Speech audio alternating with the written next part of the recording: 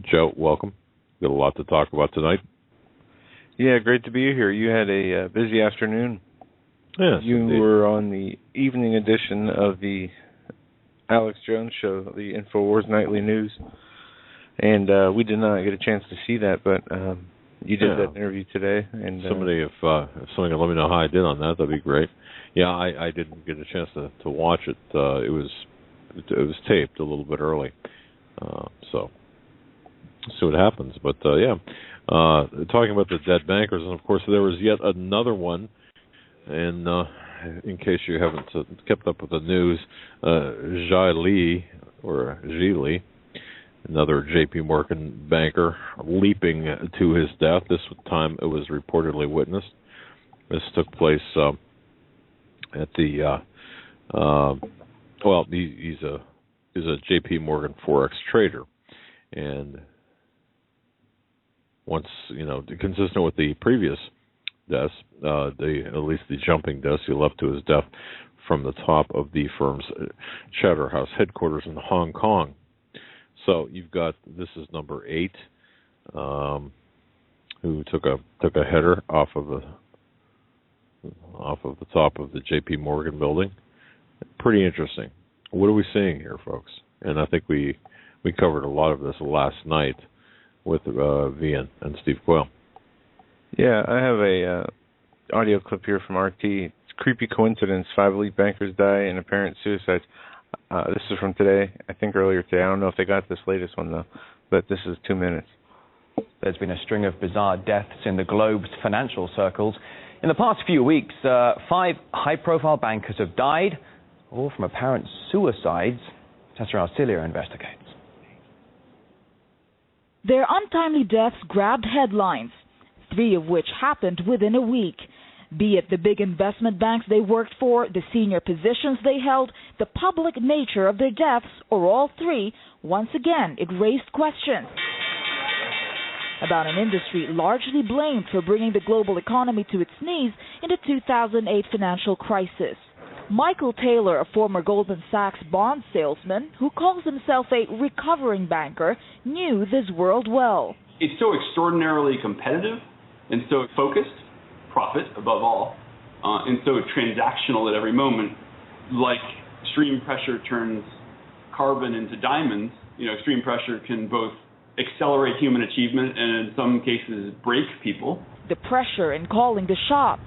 The form of banking we've got at the moment has no interest in the people it affects because, in a sense, legally they're responsible to investors and stockholders. You make amoral decisions without thinking about the impact that it has on the people, job losses, people losing their home and so on and so forth. Pressure to rake in profits or the pressure to put in more hours than your peers.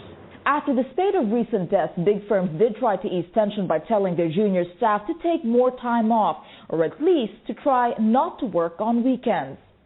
It's kind of a disconnect between, hey, have the weekend off, but also make us a ton of money. And ultimately, making a ton of money is what's going to keep you around. So it doesn't strike me as a real solution. Joris Leijendijk spent a year demystifying bankers, interviewing dozens of finance workers on the condition of anonymity. The degree to which bankers are trapped has been a really important finding. I think we keep on projecting this idea on bankers as masters of the universe. They have everything we want.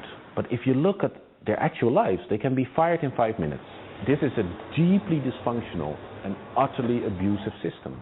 So there's this real taboo in banking, like the army, to own up to one's vulnerability. Tessa Arcilia, RT, London.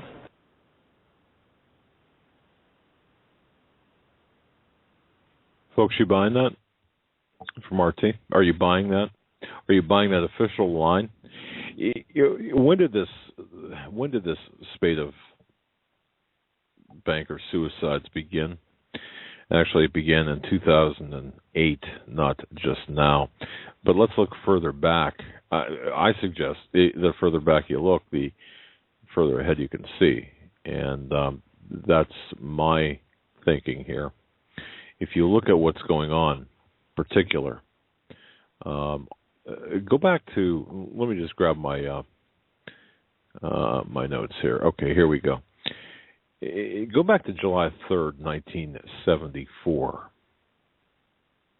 That's right, 1974, not 2004 or 2014, but July 3rd, 1974. 59-year-old Louise Auchincloss Boyer. She died after allegedly falling from the window of her 10th floor apartment building at 530 East 86th Street, New York City. That event was ruled a probable suicide. It was reported the next day in the New York Times. Now, who was Ms. Boyer?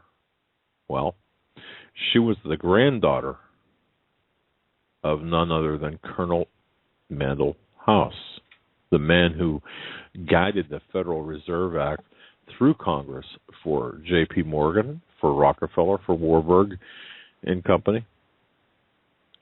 Also, it's not been really thoroughly determined whatsoever whether there was a relationship, although there's not really been determined whether there's a relationship.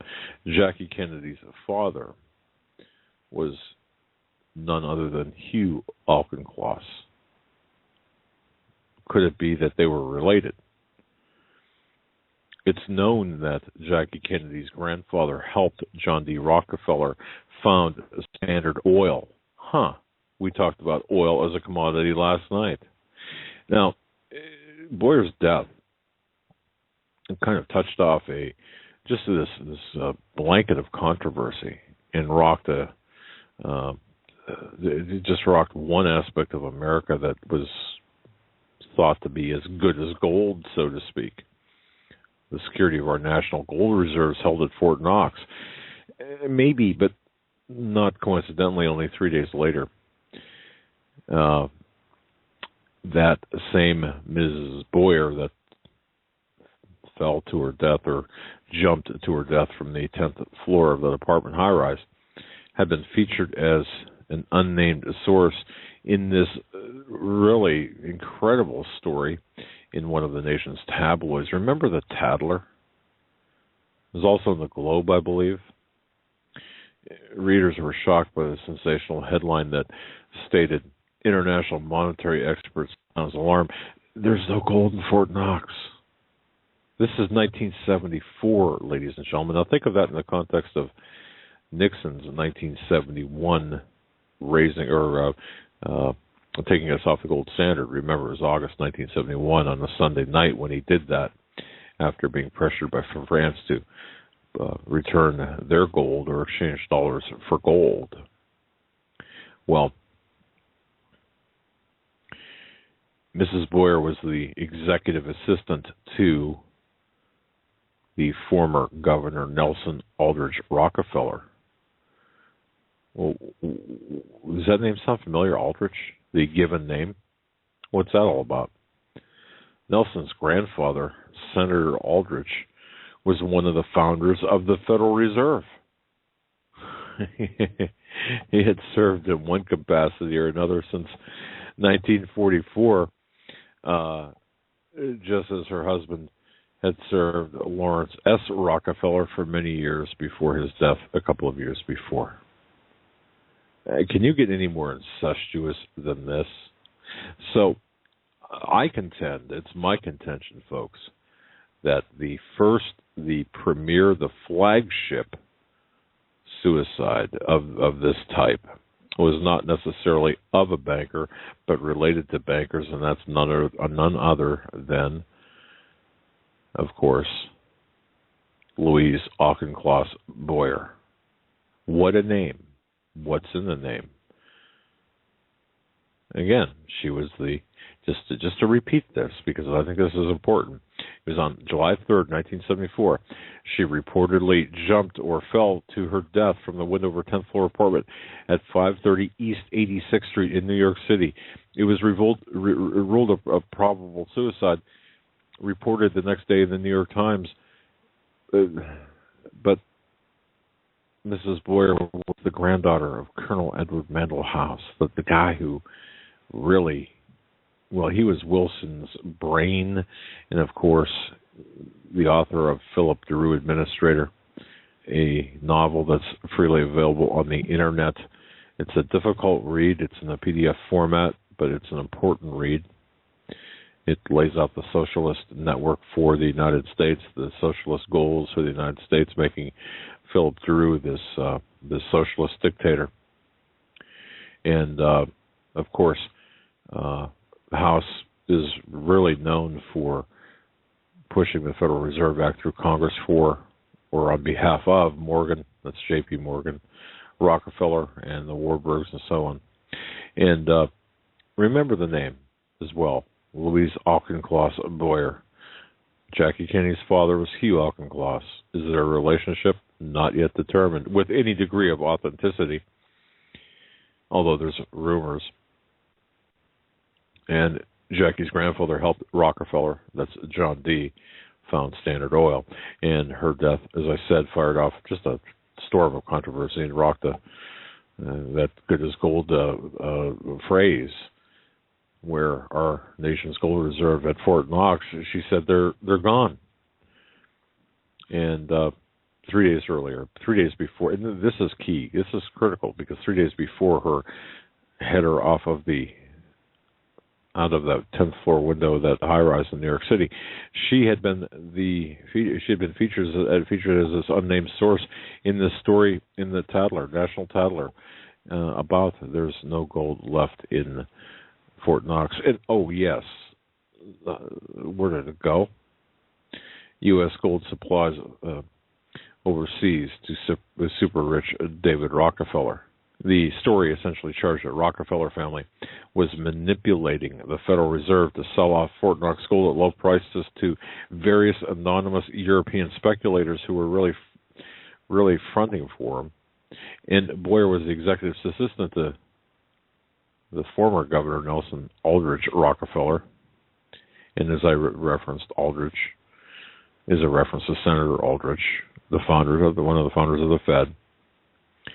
Now, that to me is the very first suicide,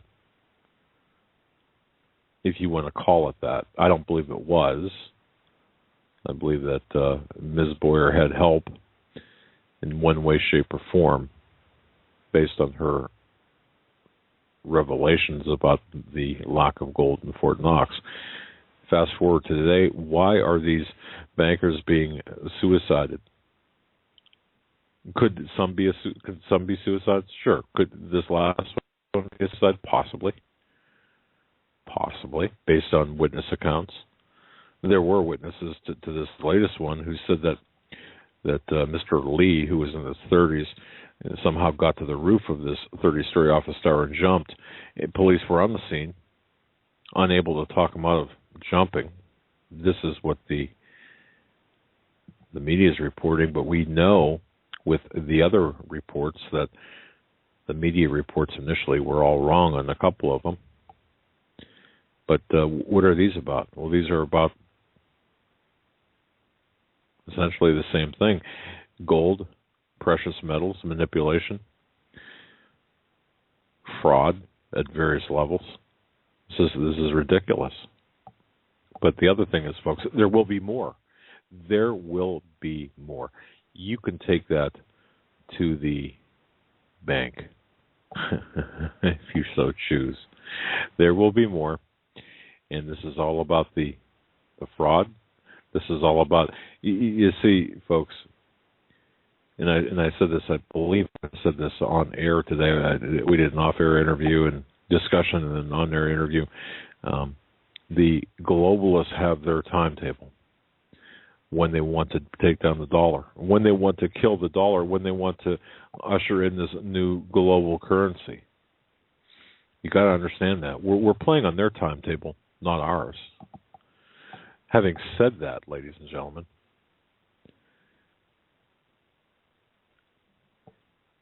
what we need to do is we need to understand that not a minute before.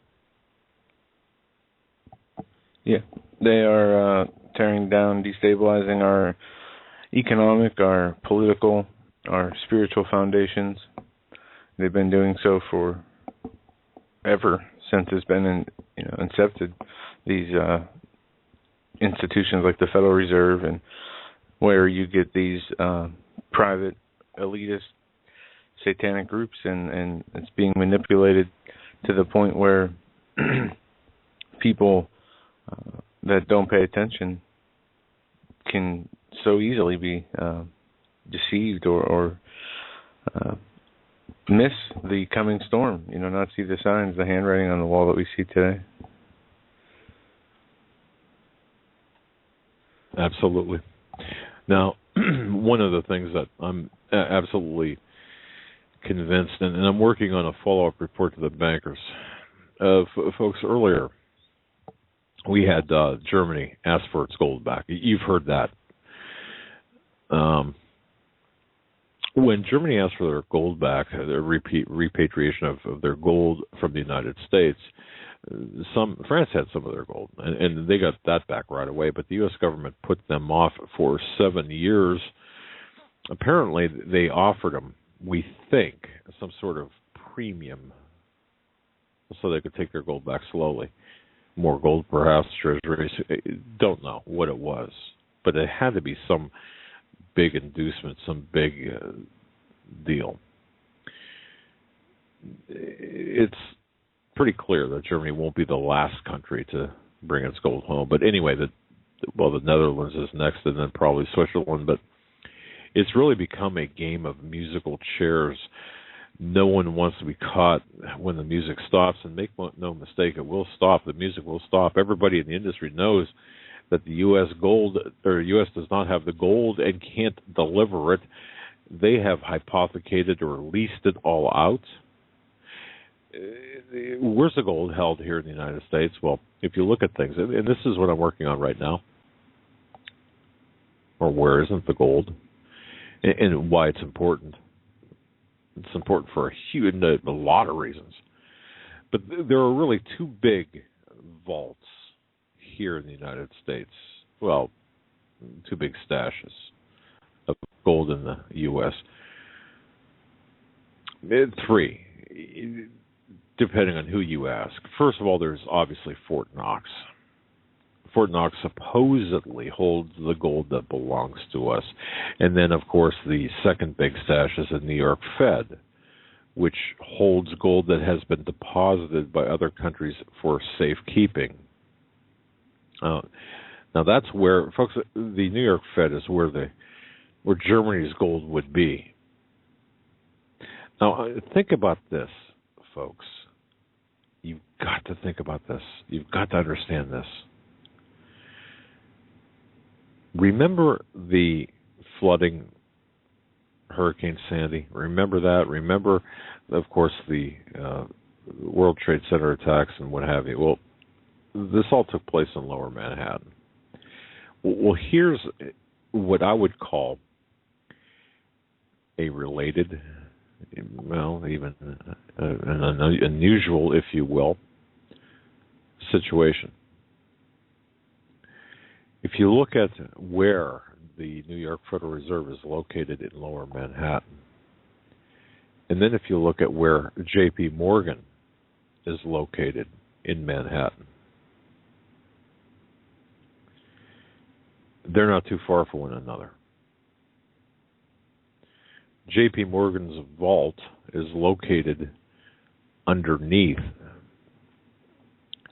the building that was just sold to the Chinese, or at least it was.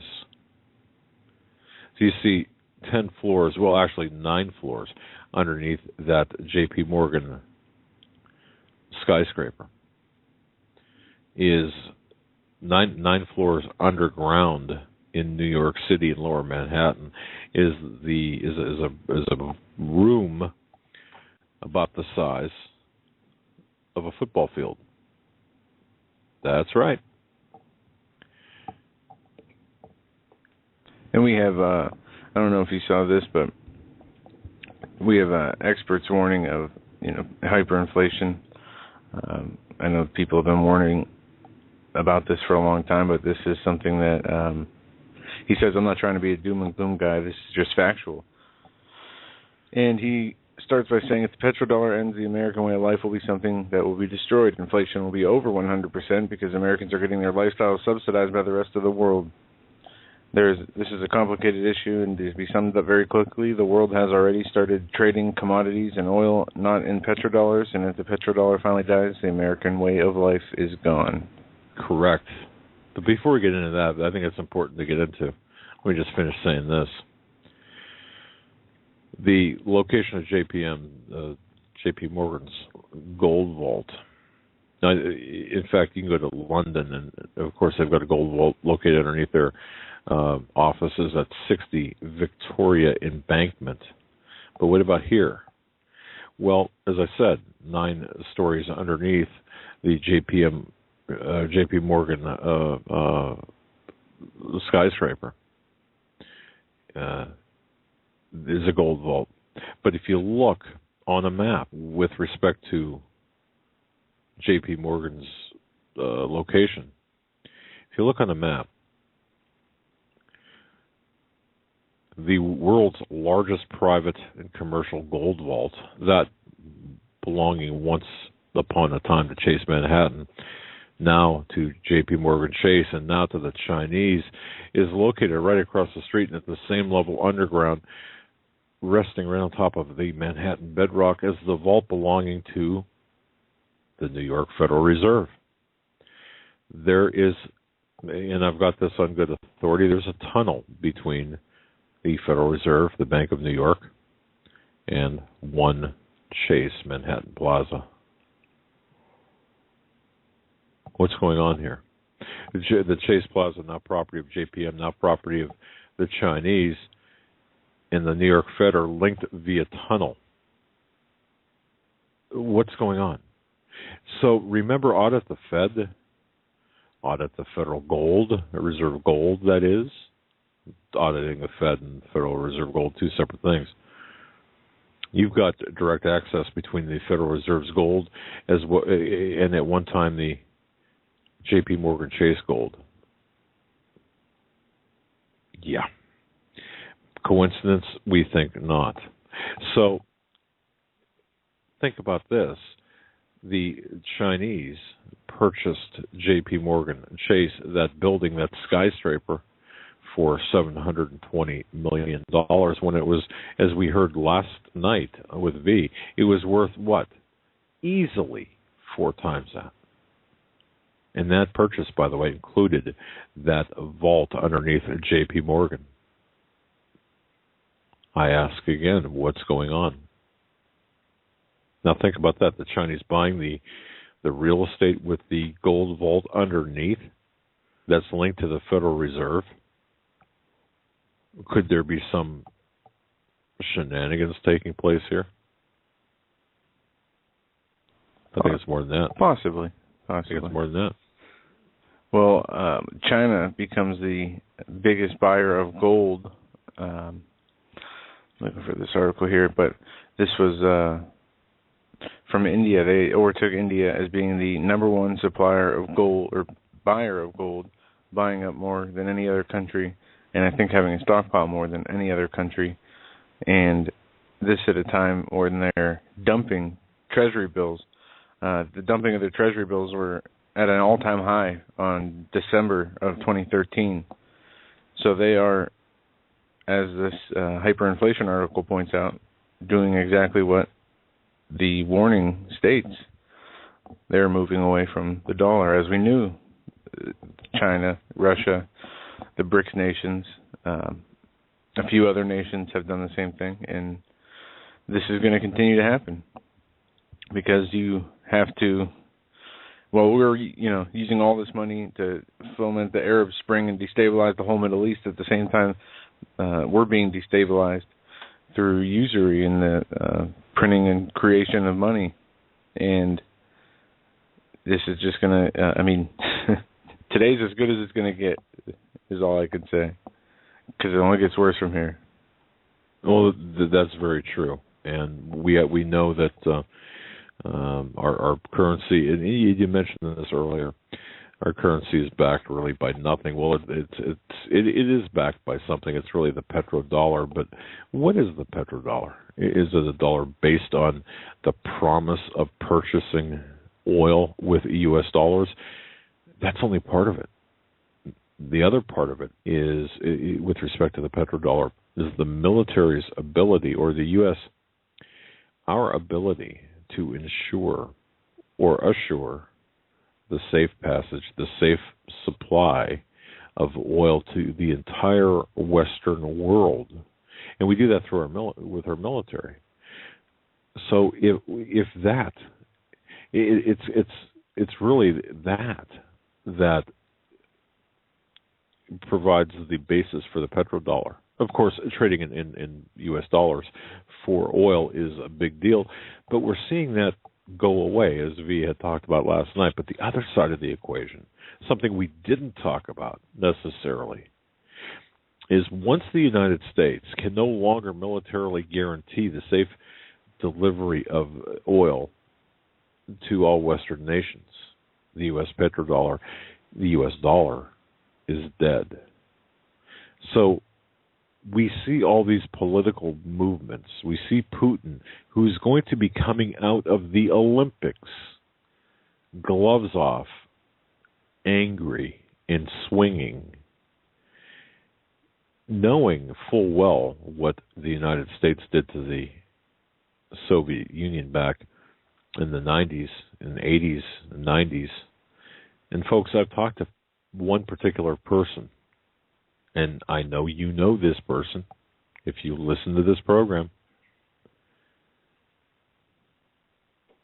That's all I'm going to say, but talk to one particular person who not only fully understands what we did, what the United States did to the Soviet Union back in the late 80s, early 90s, but understands not only what we did, but was part of it.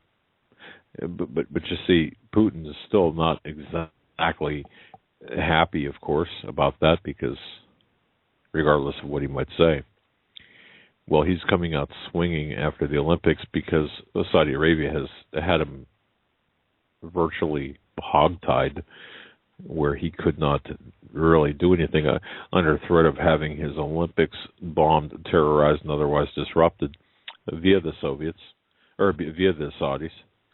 So, and you heard V mention yesterday, and I think this is very important, where the Saudi oil wells, there's 6 major wells that the Saudis pump from, and their largest is only 10% operational. Well, how'd that happen? Well, you got to go back to the first Gulf War, the damage caused by the first Gulf War, and other factors as well, which is why, which is one of the reasons too, why Libya is so important in Northern Africa. Where's all the oil in Northern Africa?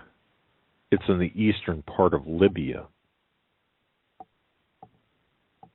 Does that make a difference now when we're talking about toppling Gaddafi? It should. And who controls the eastern portion of Libya? It's almost like 2 different countries. When I say the eastern portion of Libya, we're talking about Benghazi eastward. It's the very people who conducted the attack on the CIA compound in Benghazi. Now, this is a pretty complex geopolitical situation here, but I think people have to understand that what we're seeing here is the methodical takedown of the U.S. dollar. But see, these dead bankers, you start throwing out this information and providing this information to those people who are making this information public at the wrong time during the Ponzi scheme, or better yet, at the wrong time during the Magic Act. It can screw up the Magic Act. If you've got somebody sitting in the audience of this, in the stage, and ahead of them is a magician, and they're doing this Magic Act, and the guy is shouting out how he's doing this magic, the other people in the audience all of a sudden realize that it's merely an optical illusion. Their level of captivation is gone. So we can't have that. So we've got to shut that guy up in the front row who's shouting out how they're doing this magic act. This is the best analogy I can provide to you about these whistleblowers, about these people that are being suicided. And yes, I'm using that as a verb.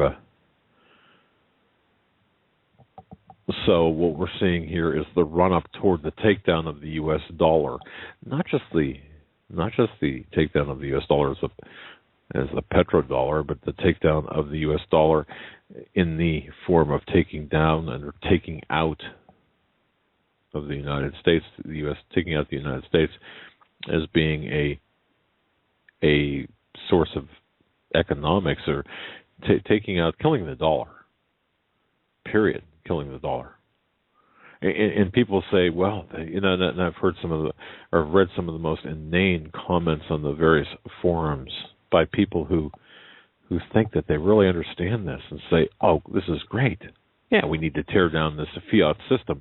Why not kill the dollar? This would be fabulous, because that way you get rid of the Fed. Really? What are you going to replace it with? What do you think they're going to replace it with? Do you think they're going to replace it with a national currency like we had before the national bank, before Jackson and that period of time? Is that what would? I mean, that would be great, wouldn't it? But that's not what's going to happen. These people are delusional. It's not going to happen. It's going to be replaced by a global central bank, a central bank of central banks, and dots and tittles on the computer screen, ultimately with the one world currency. It's all about control, and it's all about using military to do it. It's all about using trade and other aspects to accomplish this objective. So, folks, just understand what we're dealing with here. Don't fall into this. We understand that the dollar has to go as a fiat currency. We need to replace it with something that is backed by something of value, whether it be oil. Obviously, at this point, it's being backed by oil. But if you go back in time, when we had a national currency that bolstered, that assured our national sovereignty, this is what we're talking about. That needs to be in place. Yet these real classy people on these forums say, "Oh, it's great if this did happen to the U.S. if we got rid of our fiat currency." Well, yeah, thinking it through, because once the dollar loses the world's reserve currency status, and it will. I don't know whether it's going to be tomorrow, a month from now, a year from now. I can't see it lasting much more than a year or two. I don't know. I don't have a crystal ball. I borrow Joe's, and he never dusts his off, so it's always cloudy. But the fact of the matter is, people in this country are going to die. People in other countries are going to die from starvation. Yes, they will. And from other matters. But that's what this is all about. Believe it or not, that's what this is all about. And not one damn person out there, with respect to the people that have the microphones and have the audiences and have the people's attention, are talking about this. Nobody is talking about this. Where are the big talkers out there talking about this? I want to know. Because you know why? You know what? On your watch, you're going to have young children die. You're going to have the elderly die. You're going to have people die all over in wholesale numbers because of this. Under your watch. Yeah. And it's not going to be pretty. Not that these people care, but it's something that is inevitable on the path we're on. I'm going to play a quick 1-minute clip of some policy changes made in the executive branch about drones that is also scarce in the news. Here is some new breaking news about drones and how the Pentagon, the executive branch, and the Air Force have decided they're not going to report the drone strikes anymore or the results of those strikes. administration ever. This is for what purpose, I don't know. People don't make us think about the drone strikes enough anyway. It's not like he had a national outcry to ban them or stop them. But now they can kill U.S. citizens and other citizens from any country of the world and conveniently not tell anybody about it. So there you go. Now, before you get into something, you know what, Joe? I should have talked to you this before, and I apologize. Folks, we had opposing schedules here because of different things, and of course, it was Alex Jones, my appearance, by the way, on the evening news. So if somebody caught that, and there's a link out there on YouTube or something, if you don't mind, just send me the link and let me know how I did. Anyway, I've been getting numerous emails today about this. Now, I just want to address this. The latest one from Jeff B. Jeff, I know you're listening live, or at least that's the way it makes it sound. I just want to address this to you and the others who have written this way, is saying that you just finished listening to yesterday's show with V, the guerrilla economist, and Steve Quayle. And he said, I was left with nothing but a hollow sense of despair. I think it really sank in how dire and hopeless my situation, meaning his, and this goes for most people in the U.S. And he continues, when V started talking about the escape plan that he was setting up for those with the means to do so, he then went on to emphasize just how horrible it would be not to leave. Let me address this for a second, because here is my situation. Me personally, Doug Hagmann. I'm a guy that chose a profession to live paycheck to paycheck, and sometimes without a paycheck. And Joe knows exactly what I'm talking about. He's there too, and has been there too. Now, we're not crying poor, not in the least, but there's the people and we all know this, there's this element of people out there, whether through inheritance or through whatever, have a lot of money. And what does money give you? It gives you financial security. It gives you options. If you have enough money, you've got the option to be able to buy property in Costa Rica, or buy property in Paraguay, or buy property in, I don't know, or buy property, period, right? There's a lot of despair out there. Looking at me, I don't have a lot of options because I don't have a lot of money. I don't have a mattress full of money or silver or gold. Joe doesn't either. We're not soliciting any of that either. It's not the point. But do you, listening to this, do you have, this grocery bag full of fiat notes or Federal Reserve notes, otherwise known as cash? Do you have a grocery bag of that? It's stuffed in your mattress? Probably not. Or from whatever country you're listening to this from, do you have your currency? A whole bunch of that, whether it's in the bank or in your mattress. Hopefully it's in your mattress as opposed to in the bank, or someplace safe, I should say. Not in the bank, or not in your mattress. But that said, what do we do? What do you and I do if we don't have if we don't have options? And some people might say, well, you always have options. Well, no. Because there are other factors more than money. You've got family, you've got responsibilities, you've got children, you've got parents, there's a whole slew of things that you've got to deal with. In my case, I've got, my parents of course, are deceased, but my wife's parents are still alive and very sick, and we're taking care of them. So we don't have options. What are we going to do? Take my mother-in-law out of the hospital extended stay step-down unit that she's in, tubes and all, put her in a pet crate and take her with us? And I'm not. Believe me, I'm not denigrating my mother-in-law, but you get the idea, right? Or father, or uproot her father, or leave other members of the family here. What are we going to do? That's not us, and it's not you. And 98% of our listeners, I believe, are in the same predicament. The show last night was absolutely not, at least in my view, was not meant to cause despair. Oh, things are going to get hard, but see, folks, where are you going to run to? Do you think you can escape this? What's coming?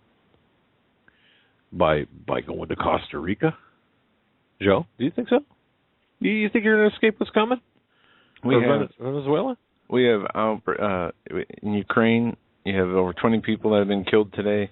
New reports of rioters in Venezuela. Right. In a few other places too. In Bangkok. Right. Police are clashing with protesters over corruption charges.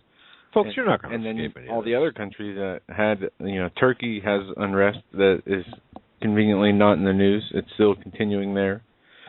Egypt, Libya. Exactly. Yeah, I guess here's what I meant. What I mean by this, ladies and gentlemen, if you're listening to me and you're in the same situation where you really don't have, short of winning some sort of lottery that you probably don't play. I can't afford to play the lottery. I wouldn't want to anyway. It's I call it an idiot tax, but that's just me. I don't mean any.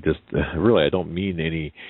It shouldn't be a disparaging. If you play the lottery, $1 a week, I guess that's really not a problem. Or $2 or whatever, $3 a week. It's fine. It's like a cup of coffee. But okay, but here's the deal. We're not going to run from. We're not going to get away from what's coming, no matter where we go. We might buy some time, but I certainly cannot see leaving the United States, or even where you're at right now, and going somewhere and thinking in your mind, oh boy, am I lucky, because I've escaped the United States. I've escaped what's coming. That's not how I feel. You would be better off where you're at right now. Here's where I want the despair to go away, Jeff, and others. Here's where I want the people to say, wait a minute, I ain't leaving. Because you see, here's what we can do. Wherever we're at right now, we can associate ourselves with like-minded people. Hopefully within your block, within your area. If you live out in the country, within the community at large, we can get together with one another, and we have to be careful when we do this.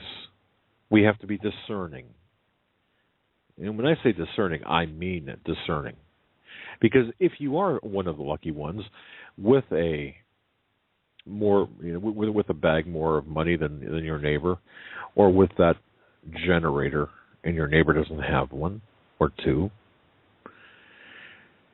or food stored up.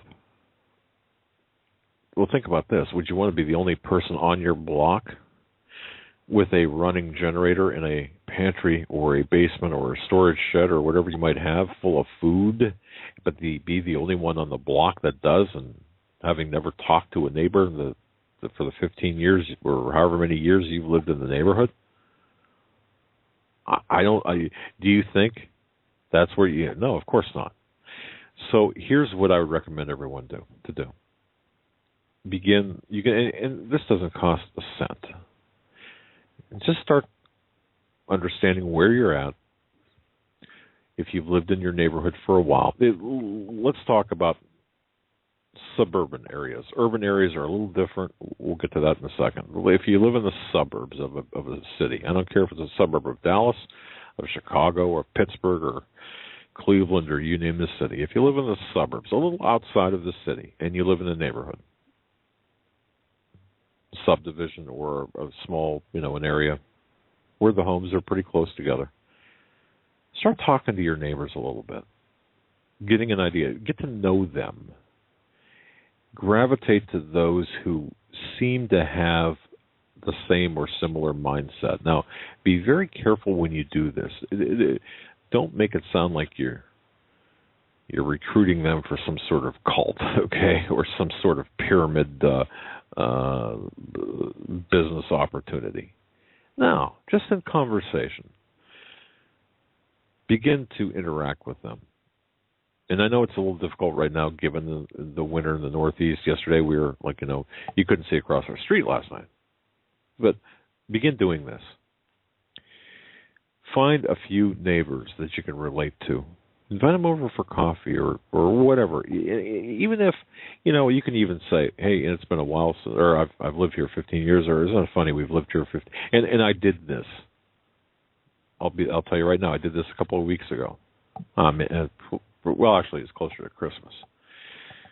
I kept seeing a neighbor drive by my house, and I've lived where I live in my home. I've lived at my house for I think 18 years, 20 years almost. I knew where this guy lived, and it was a day when right around Christmas when it wasn't too bad temperature-wise, and I was walking my dog, and I saw him driving his driveway, and he lives probably 8 or 10 houses away. Stopped at the end of his driveway and says, hey, I just want to say something. You drive by my house. You've been doing this for the last, 15 years that you've lived here, and I just want to introduce myself. I think it's about time, don't you? And I introduced myself, and we got to talk, and come to find out, he was concerned, just through casual conversation, he was concerned about losing his job. If you listen, folks, if you listen to what other people have to say, if you listen to their concerns, you can understand where they're at. I didn't jump on this guy with, my ideas. I listened. And then from there, I said, well, and I knew what he did, but I asked him what he did and how his children were, his adult children, because I knew in fact, when I moved in, they were younger. Anyway, that's how you do it. And then you build up a friendship. Now, you don't want to be too forthcoming necessarily right away. Certainly, you don't want to say, hey, guess what? I'm prepared for the apocalypse. I've got, a whole pantry full or a whole storage shed full of freeze-dried food, plus the weapons depot in case you ever need it. Just come on over. No, you don't want to do that. But ultimately, at some point, perhaps you'll be able to open that discussion. You're going to need other people because, see, here's the thing: you're not going to be able to get through what we're facing by yourself, and a lot of people don't get that. Jeff B. and others who sent me the notes. There's hope. There's always hope, and you don't lose hope. Do not lose hope. In fact, I don't want anyone here to lose hope until they can't breathe anymore. Then you can lose hope. When you can't breathe any longer, when you know you've taken your last breath, then you can stop hoping. But see, even if you've got the money, the food, the weapons, the whatever, without associates, without friends, without allies, you're not going to make it. I don't care if you're in Paraguay or if you're in Hawaii or if you're on some deserted island somewhere. You're not going to make this alone. If you're in the United States, you're not going to make this alone. If you're in Canada, you're not going to make this alone. You're going to need friends. You're going to need associates. And sometimes your neighbors that you haven't met may be more of an asset to you than some of your family members. Think about that. I do not want you to be discouraged. I don't want you to be in despair. And those people who are living paycheck to paycheck, I understand. Joe and I understand. Joe, how do you prepare? You, because I know you do, because you operate on a very strict budget. How do you prepare for what's coming on a paycheck to paycheck basis? Well, every once in a while, go to the grocery store maybe once a month and have a little bit of money set aside to buy some things that are storable, whether they're from the grocery store or save up some money for a couple months and call American Survival Wholesale. How much do you have now? Do you have?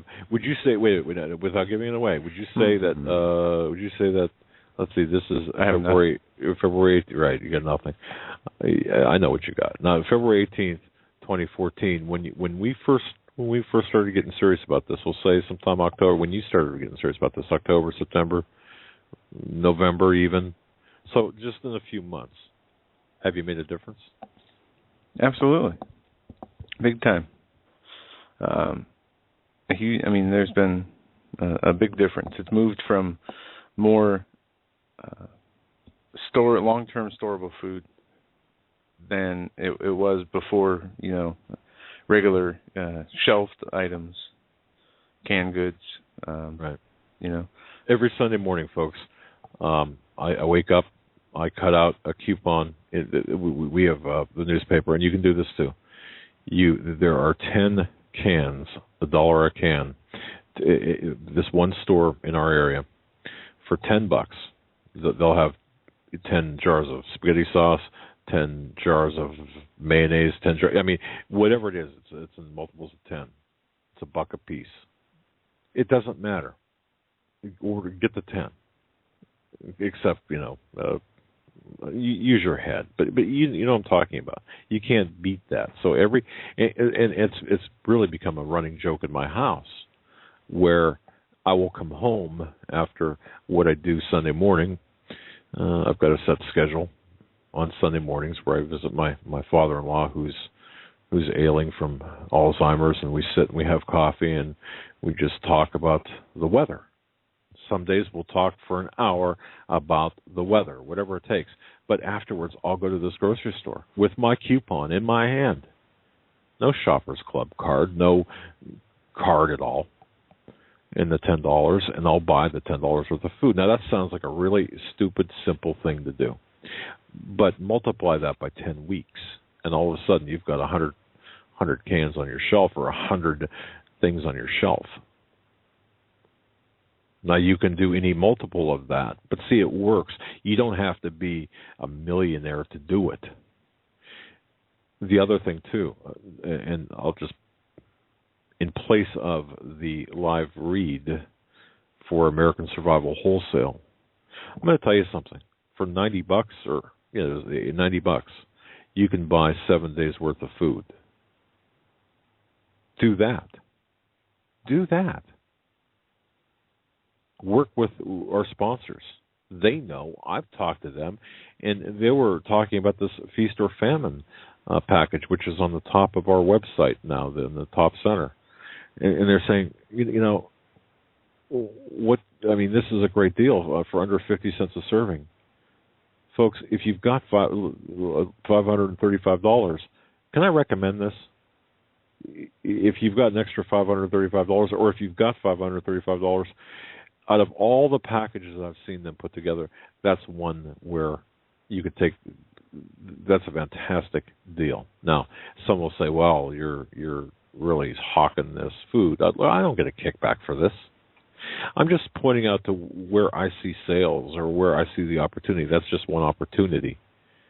Just go there, HomelandSecurityUS.com, click on the link to this particular sale. Go to HomelandSecurityUS.com, click on the link to that particular sale.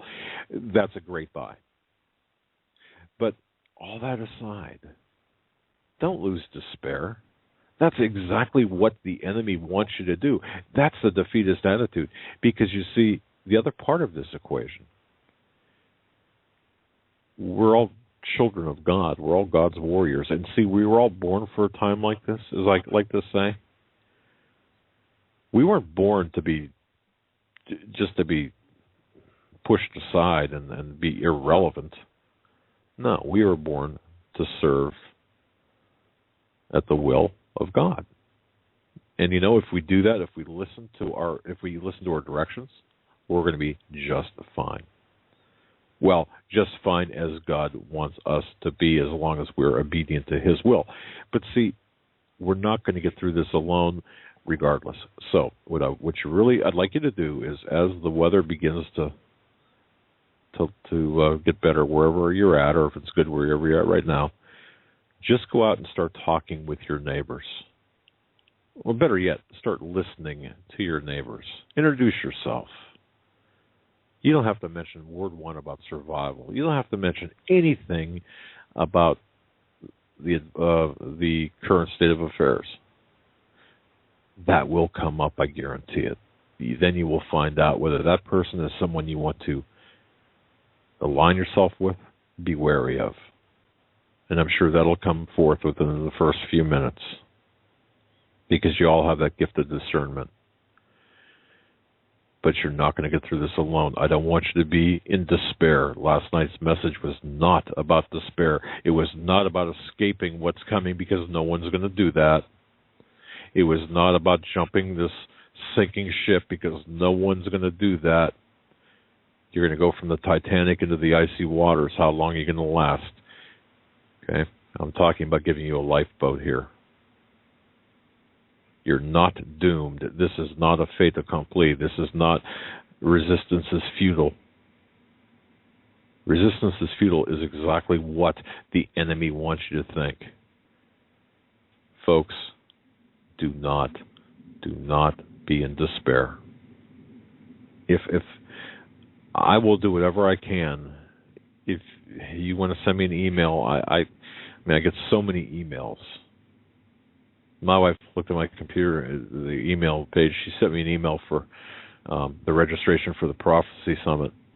There was something about that, and she walked into my office at home, the den at home, and she was looking through the emails, and she said, "My gosh, I just sent it this morning, and this is the other night." And she said, "Do you realize how many times I had to go through page down, page down, page down?" So I get a lot of emails, but folks, this is so important. I don't want you to go through this alone. We're not in this. We're not supposed to go through this alone. I'll help you wherever I can. So will Joe. But we're with you here, folks. It's going to get bad. But let's take one step at a time. If we have to take baby steps, let's take baby steps. But let's not stand still. Let's not stand in a corner, wring our hands, and say, "Oh, I'm not in this move. I'm not going to be able to make it." No, because we can. We will. With God's help and with your intelligence and with our collective support, we will make it. And even at the darkest hour, you know how bright even a pen light shows up in the dark. You can be that pen light, or that flashlight, or that 1 million candle power light in the darkness. We will make it. I promise. We will be with you. I promise. That's my message to you, Jeff B., and others. That's my message. Folks, you're listening to the Hagmann and Hagmann Report. Up next, Mr. Stan Deyo, StanDeyo.com, a guy that I just think the world of. Ladies and gentlemen, hour number 2 of the Hagmann and Hagmann Report on this February 18th, 2014 edition. This is our Tuesday second hour with Stan Deyo every week. Every Tuesday, on hour number 2, we are joined by Stan Deyo from StanDeyo.com. It's always a privilege to have Stan on. He is filled with insight and knowledge beyond that which could fit in my tiny brain. And with that, it's a pleasure to bring back Stan. Stan, how are you doing? He's got a big head, just a small brain. Hi, Stan. Hi, guys. Good evening. So, wait, I'll open it. What's up? I'm sorry. What's up? What's up? Yeah. You got to lighten it up here a little bit, my friend. All right. What's Stan? There's so much going on. What should we focus on tonight? Good question. Certainly, the earthquake activity does seem to be in the forefront, and volcanoes around the planet. I've been paying particular interest to the Oklahoma quakes, and I understand you were talking about that earlier. The thing that kind of strikes me as peculiar about that is I sent you that link, which you can put in the chat room, of the Oklahoma oil and gas fracking and drilling map showing how many different things are happening out there in Oklahoma at the moment, man-made things. And this concerned me, and I zoomed out of that map, seeing how many things were being, fracked in the area and wells drilled in the area. So I zoomed out of the map to see the whole United States, and Oklahoma's not the only one. Texas and Louisiana and Louisiana coast and West Texas and parts of Kansas, New England states, and North Dakota all have these concentrations of fracking going on. Now, what I find peculiar about that is a lot of the fracking certainly is where the oil and gas are down around the coastlines of Louisiana and West Texas. But some of the other activities, especially there in Oklahoma, are in areas that are also close to what's called the lineament. It's a key fault line that runs from just the northern part of Washington State all the way down to the panhandle of Florida. And that lineament is called the Montana-Florida lineament, even though it goes up into the Rocky Mountains in Canada. And that is a large fracture in the plate of the United States, tectonic plate. And it has drifted hundreds of miles apart, like sliding over the years since it was discovered. You can see that if you're looking at this map on my website, standeyo.com, in the show images page, you'll see that this torsion line is what produces a lot of the earthquakes along there all the way down to the panhandle of Florida and the Appalachian Mountain Range. What concerns me about these things in Oklahoma is that they are just slightly above that, and there's fracking slightly below that and on top of that, which means that they are doing that over a lineament which is already showing signs of stress linked to stress building up in the New Madrid fault zone. So I know that the USGS came down to Western Australia when I was down there in the late 80s, and there was it wasn't published in the paper. This is out of Pine Gap, out of transmissions I got out of there, and there was an earthquake building up north of the city of Perth that would be about a Richter 8 when it released. And since so many of the buildings, nearly three-quarters of them in Perth, were not built to earthquake standards, they could not withstand that, and it would have totally devastated Perth. So they let the USGS team, or several teams, come there with explosives and little mobile units and go up north, about 80 to 100 miles north of Perth, and start making small detonations, which would produce earthquakes, around 2 to 2.3, relatively small. I mean, those are pretty decent. But these were to release pressure in fissures that were leading into the one that was under pressure itself to release a Richter 8 earthquake. So they released the pressure in smaller earthquakes leading up to what would be the release date. And by doing that, they avoided the Richter 8 earthquake striking and ruining Perth at that time. Now, are they doing that here in Oklahoma? That's a good question, and I think that it could quite possibly be a good thing that they're doing that, in that they are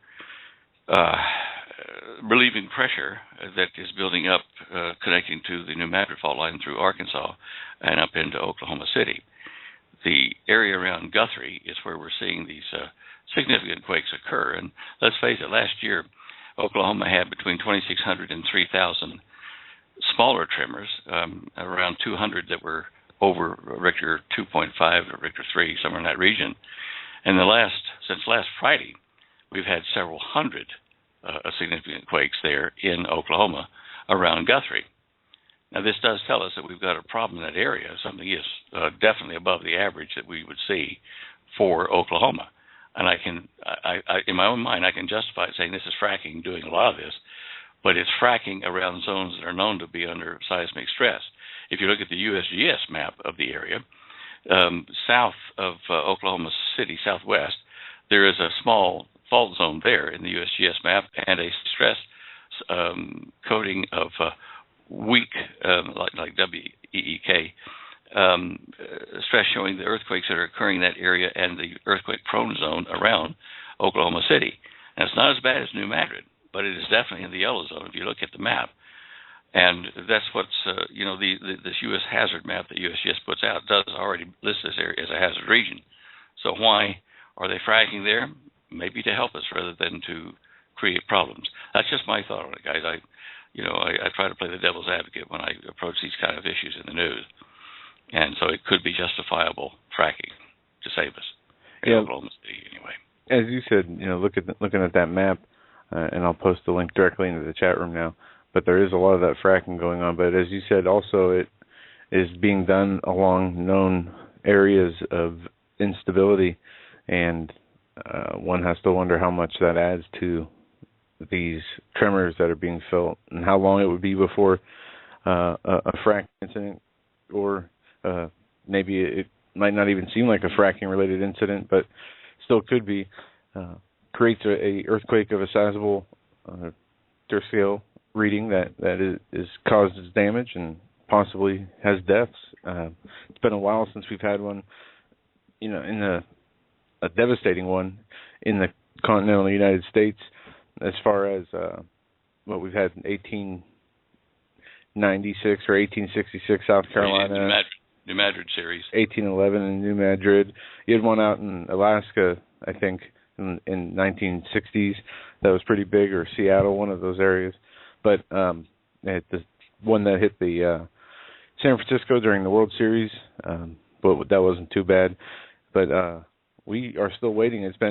We've actually been blessed by not having earthquakes as frequently as we could, devastating earthquakes. And this year not having hurricanes at the rate they were coming the last few years. So we're seeing kind of a little bit of breathing room here. But I do see, as things get worse in the spiritual world, things getting worse in the physical world, that includes earthquakes and all kinds of crazy other storms. Well, we do know at the end of this age, the Lord told us that we're going to see an increase in earthquakes in diverse places. And that means in places widely spread, but also in places that they're unusual. And this is what we're reporting here. The other thing to recall is this: when we've had earthquakes, like major Richter 9+, like over in Indonesia and in South America on the West Coast, when we've had these were because the stresses were not relieved before the big earthquake struck. Now, when things go quiet and nothing happens, the stresses are building up. So when it's quiet now, you say it's a mixed blessing. You're right, because it might be that it's building up for a big one if we don't release more in various areas. I know you're talking about Peru and the earthquakes down there, but at the moment I'm even looking over at New Zealand in the north of the island, the Kermadec, the North Island. The earthquakes there, you have to when you watch those, you have to look at how it affects White Island volcanic vent, just in the bay there in the north part of New Zealand. If that earthquake or earthquakes in the Kermadec releases the pressure building at White Island in the volcano there, if that becomes active enough to make volcanic activity and big earthquakes there, what you're going to see is this is called the zipper for the North Island by the GNS group down there, who are their USGS. And if it blows and makes a large quake, it will run right straight through the middle of North Island all the way down to Wellington. And the volcanoes at Lake Taupo, which includes three of them off of Lake Taupo, Ruapeo, and Tauranga Nose, those are part of the zipper effect, and it will just be a chain reaction that will release a lot of stress that's building up in the North Island due to twisting motions in the island in the seismic plate and sliding motion, two actions twisting the North Island.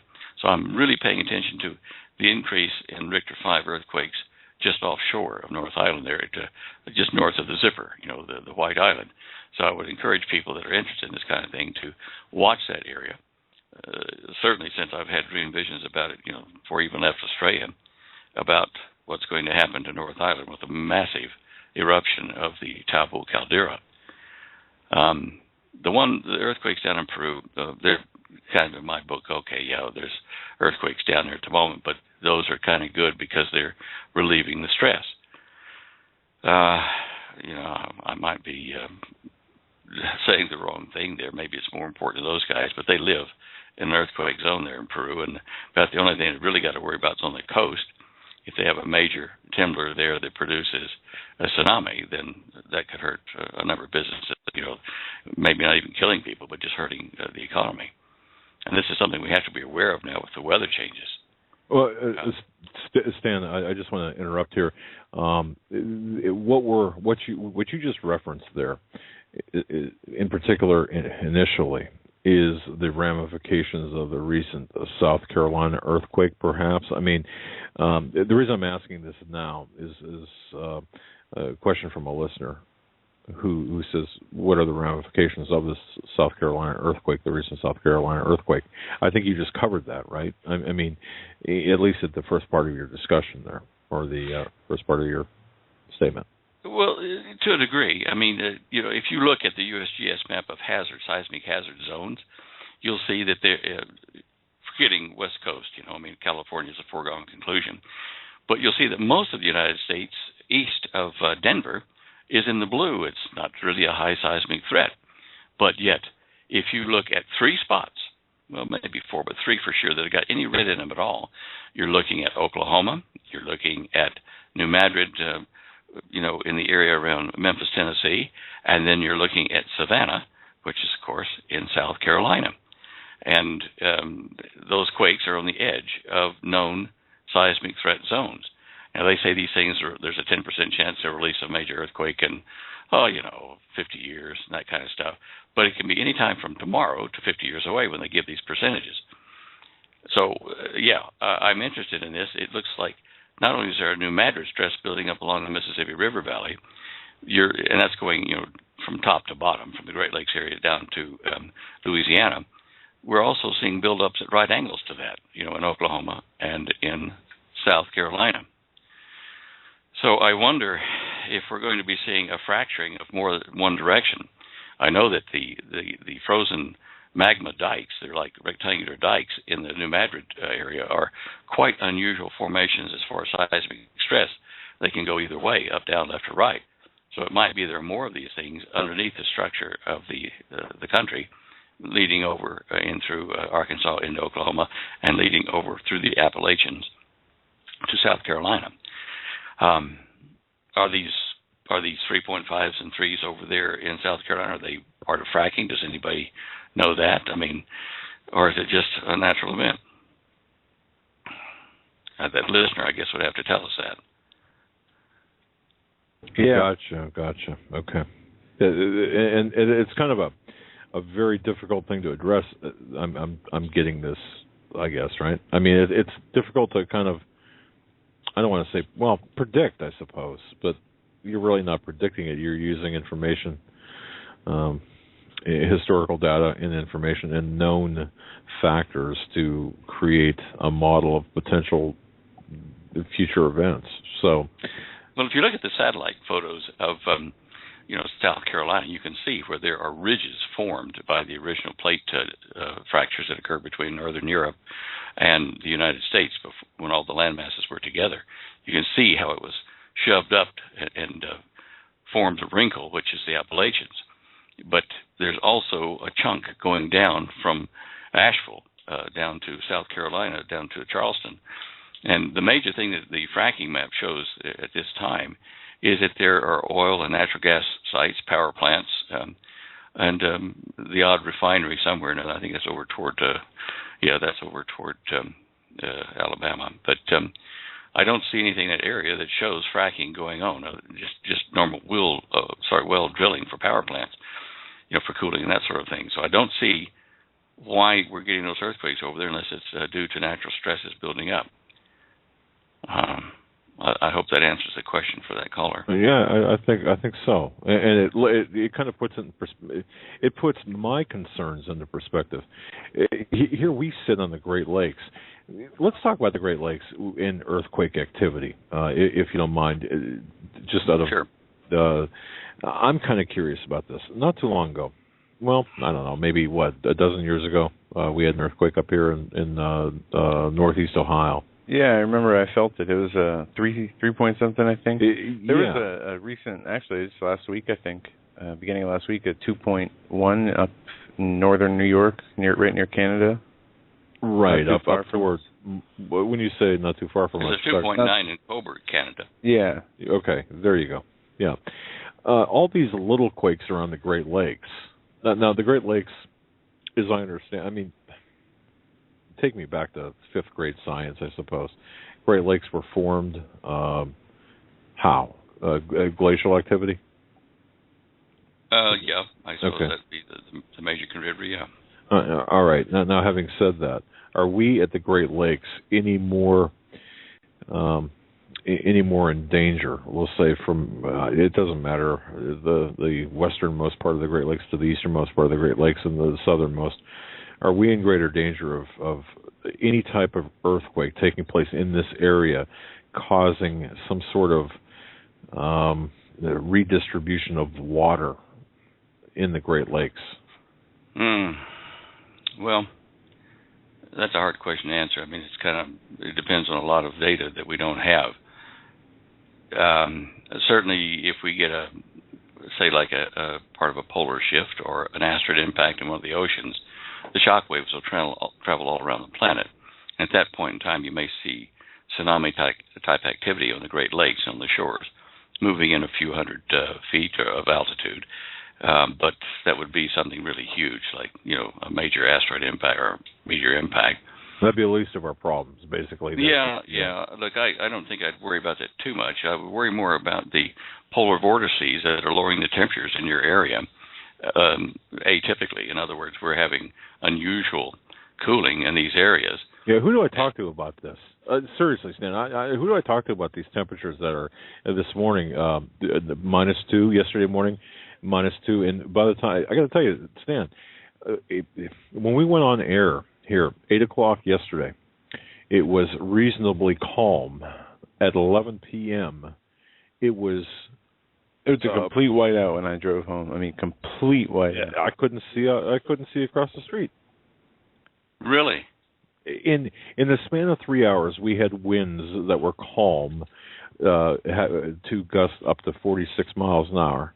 We had little snow activity, very little snow activity at 8 o'clock. By 11 o'clock, it was snowing and the wind was blowing so hard that the whiteout conditions were everywhere. It was difficult to drive. A drive that took a 7-mile drive took roughly, 45 minutes in street traffic. I mean, normal traffic. So, or without any other cars really on the road. It was just getting from point A to point B under those conditions. And that wind lasted until 3:30 this morning. And it was never predicted. It was not predicted ahead of time, which I don't understand how that they can predict 50-degree weather in 3 days, but they cannot predict this, what I would call this micro snow cane. I don't even know what it is. But so is this like a mini polar vortex, or is this an artifact of the polar vortices? Or I think it's an artifact of the changing climate. The only argument that people have at the moment discussing this global warming thing is whether it's man-made or a natural phenomenon related to the sun or behavior in the earth. In Holly's Prudent Places, CD-ROM, there are references to earthquakes, by city and by county, and she has in there one for Ohio, for instance, and shows the earthquakes, over a period of time with a date. And the earthquakes are, obviously a byproduct of tectonic plate shifting and pressures, but sometimes they're also due to water flows, due to the change in the climate. The waters go into crevices they weren't there before, and they lubricate them. So it's something interesting to you can link the two together.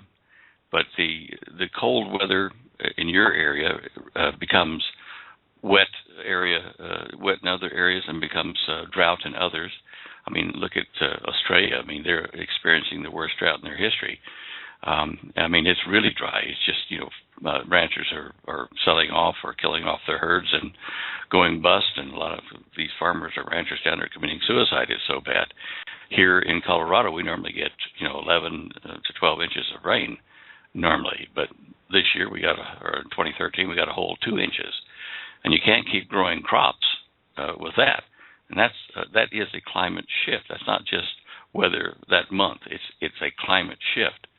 Now, when these climate shifts occur, and they've occurred in the past, this forms, in some cases, the glaciation you're talking about that formed the Great Lakes. But in some cases, like in Siberia, it occurred so fast that they found mastodons, woolly mammoths, with dandelions frozen in their mouth. They were having their last meal, and suddenly they were quick frozen. Now, for that to happen, I think it has to be a high-altitude microburst that takes the low-temperature air from way up in the upper atmosphere, throws it down to the surface, and interrupts the jet stream, and drops this cold air right down onto the life forms that are there. Now, when something like that happens, you're talking about a few minutes, a few seconds, and done. The ultimate long-term food storage, freeze-dried process, I suppose. But yeah, and right for a long time. Exactly. Yeah, I've heard about that. But could this happen again? Could it happen again? Well, it could. Yeah. How probable is it? I don't know. I mean, we're seeing some extreme weather, some really unusual weather. Even like hurricanes, taking a year off here. We didn't have a lot to talk about this year, hurricanes. Yet in other places we had huge numbers of tornadoes. The magnetic field of the Earth is tied into the magnetic field of the Sun. And the Sun is being erratic at this point in time, or at least unpredictable according to our statistics. And it's interacting with our magnetic field. We are seeing a shift in the North Magnetic Pole that is twice the speed that the South Pole is shifting. Now, these magnetic fields, these spinning currents inside the planet, do interact with the cloud formations over the surface of the Earth. And another thing that's little known is that these currents that flow from the equator up to the poles one time of day, and then the opposite to that the other time of day, like at night, these are called telluric currents, or earth currents. When they flow, flowing one way, they will cool the pole and heat up the equator. Flowing the other way, they'll do the reverse of that, depending upon how extreme the current flow is. Electricity carries heat from one point to another in the Earth, in addition to interacting directly with cloud formations to move thunderstorms and snowstorms and that sort of stuff. But what we're seeing now does indicate to me some exceptional changes to our climate. These weather phenomena are extremely telling about the climate change. So I think if it were to be a time that we would say, yeah, okay, is it more probable than normal? Yes, I'd say it's more probable than normal. We're going to see some drastic snowstorms, windstorms, and as I've said last year on the show, we're going to see hurricanes over land, and these won't be seaborne. They'll be land hurricanes or land hurricanes, which are super tornadoes if you look at it that way. We're going to see some of that kind of activity, not only in the United States, but all over the planet. Not only the United States, but all over the planet.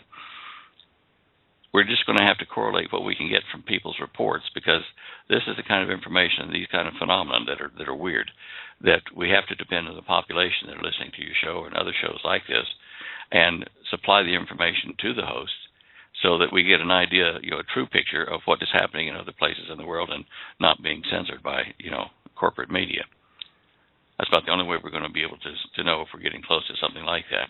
And you're close enough to the pole there in the Great Lakes in Pennsylvania and Ohio area that the small shifts of the polar vortex, which normally hangs over Newfoundland, the small shifts of that could be devastating to you. I mean, you could be living at minus 120 degrees up there all of a sudden permanently. We'd have to do something about that. And like I said, I want to know who to talk to, especially if this is. And you raise an interesting point, because I've wondered. I mean, when I talk with people of my father's generation, and there are very few left, and they've said, we remember winters when we would have a lot of snow, and winter would last from really mid-November through early March, or at least, I'd say early March to mid-March, where there would be continuous snow on the ground. Now, having said that, Right now, we have had in our area close to 10 feet in total aggregate snowfall this season. That's a lot of snow, and I can tell you right now, I got 10 feet at the foot of my driveway at my home. At least in one small mound or one mound, the plow push. Snowplow picks Yeah. up. Yeah. Okay, but is some of this man-made? I mean, deliberately contrived, or is it just a cycling? Or I mean, I guess I'm looking for answers, and I'm always looking for answers. Look, I don't agree with the political structures, trying to tell us that, cow gas and human activity are the causes of these weather changes or climate changes.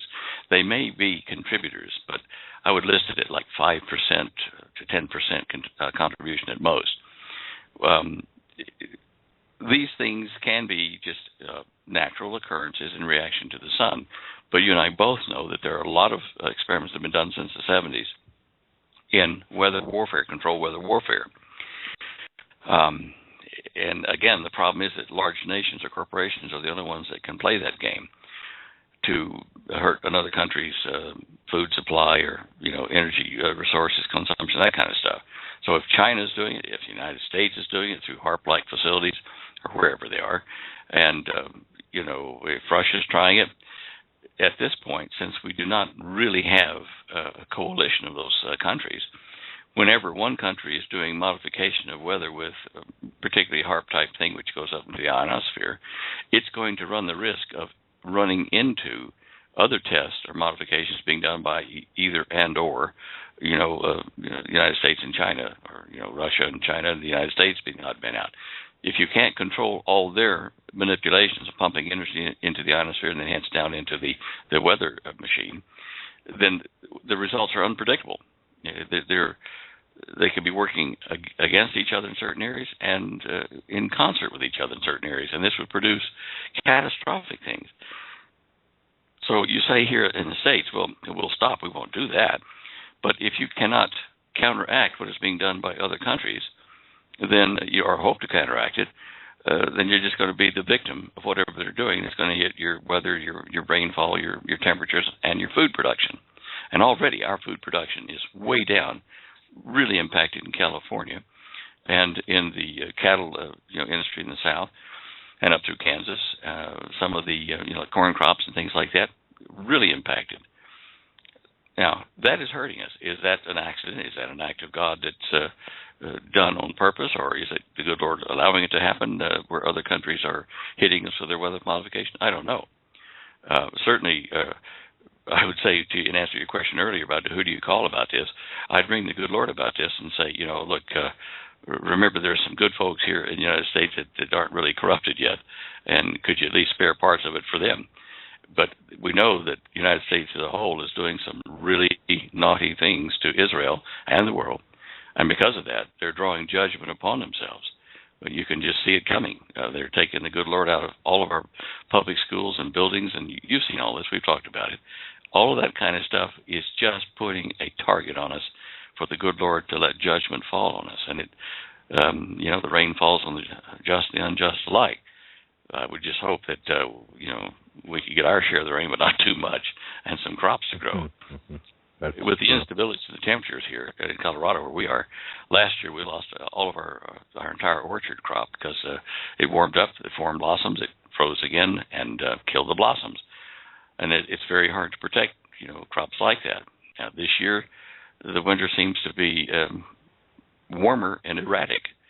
So I don't know whether we're going to be seeing crops from Florida to Washington State making their normal produce. Food prices are already going up, and they're not going to go down.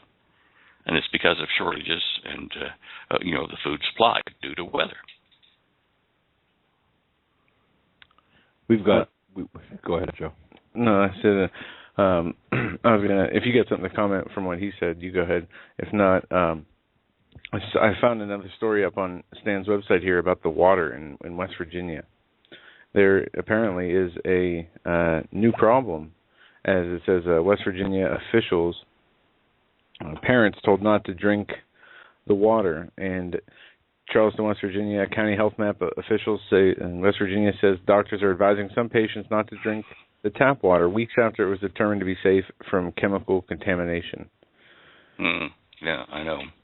Well, that's human intervention there, human stupidity. Corporate decisions don't necessarily take the population's best interest into consideration as long as it doesn't affect the sales or cash flows of their products. The thing associated with the Olympics, when they showed that water on the TV news feeds in the Olympic City rooms, it was yellow like the color of urine, and they were told, be careful about the water, duh. And you couldn't flush toilet paper down the toilets there. You had to put them in paper bags and take them out to a disposal unit. When you see this kind of, malpractice in construction and, corporate entities of various sorts, you know that we're just messing in our own nest. We're killing ourselves planet-wide. And in that respect, I can relate to a global government, but just not one run by mankind, one run by the good Lord who knows how this planet should work and can put it back in working order. But we need to have uniformity, rules that control corporate type interests in countries so that they're not messing up the harmony of the planet when it's finally put back together the way it was supposed to be before we messed it up. We do have to have rules, and there's just no way around it. To have order, you have to have rules, guidelines to follow. I got to tell you, Stan, I thought of you, and it's interesting, the statement that you just made about government, it's about government rule run by man, not by man. And Joe has a real quick, I think that's maybe a 40-second clip. You got to hear this, okay? All right. I don't think, we'll give you a little test here, folks. Who said this? If you can recognize the voice. Go ahead, Joe. World government is the structure necessary for global justice. I'm in a position to speak my mind, and by God, I'm going to do it. First, we Americans are going to have to yield up some of our sovereignty. That's going to be, to many, a bitter pill. Today, we must develop federal structures on a global level to deal with world problems. We need a system of enforceable world law, a democratic federal world government. Most important, we should sign and ratify the Treaty for a Permanent International Criminal Court. Pat Robertson has written in a book a few years ago that we should have a world government, but only when the Messiah arrives. He wrote, literally, any attempt to achieve world order before that time must be the work of the devil. Well, join me. I'm glad to sit here at the right hand of Satan. Wow, who said that? Walter Cronkite. Really? Yeah. I heard this a while back, but I was doing some research the last couple of days and came across it again. And there is a longer clip out there with Hillary Clinton is involved in it, and it's longer and more creepy with her in it. But that was, I think, either after one of the Trilateral Commission groups or Council on Foreign Relations groups, or at his retirement, after his retirement at the press conference. Yeah, I met Walter once. We only had a brief discussion down in Australia. Nice guy as far as personality, but I really didn't realize he had this viewpoint on the global system. Oh yeah, yeah, it's amazing. And we were on Brother Marcus's show over the weekend, and I was talking about how they, he's one of the most well-known, well-respected news anchors in American TV history. His TV's not that old, and it seems like everybody who is at the top of their position on the world stage or the nation stage, at least here in America, is associated with the devil openly. Yeah. I'd be afraid to say something like that even in jest. Yeah.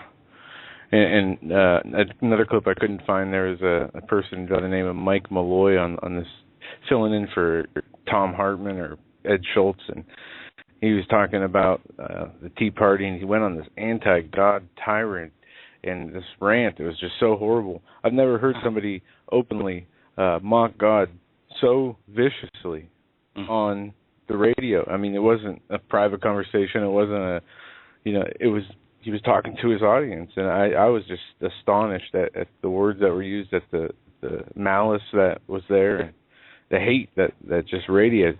And that just sent chills up my spine and told me, this is probably the sentiment of many people. They're just getting sick and tired of Christians. They're expecting Christians to be tolerant of everything else, and they want no tolerance of Christianity.